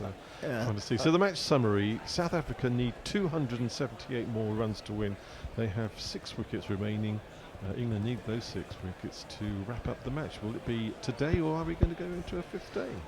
It's going to be very difficult, I think, for South Africa to survive the day now. These two are their last. Not that Pretorius and Philander can't bat, but these two are their last specialist batsmen. I reckon I get Pretorius out. He's nothing more than a club player in my view. Really? Yeah. I think that's a little bit harsh. I think he's okay with the bat. I think he's a decent sort of number 8. The new man's bigging himself up there. Probably he's probably one place too high. Werner Philander's obviously batting on one leg because his hamstring's gone. Then you're into Dane Patterson.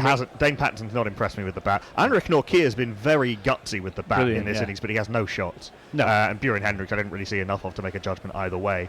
But I think with the ball misbehaving, with England's bowlers having got that lift of the 2 wickets in 7 balls just before tea, I think that it's going to be very difficult to stop England winning the game Mark today. Wood at 90 mile an hour, no tail end is going to fancy. It was a good time to do it. Right, we're going to have a quick break for tea. We'll be back in about 15 minutes or so, and look forward to speaking to you then. Yep. Bye for now.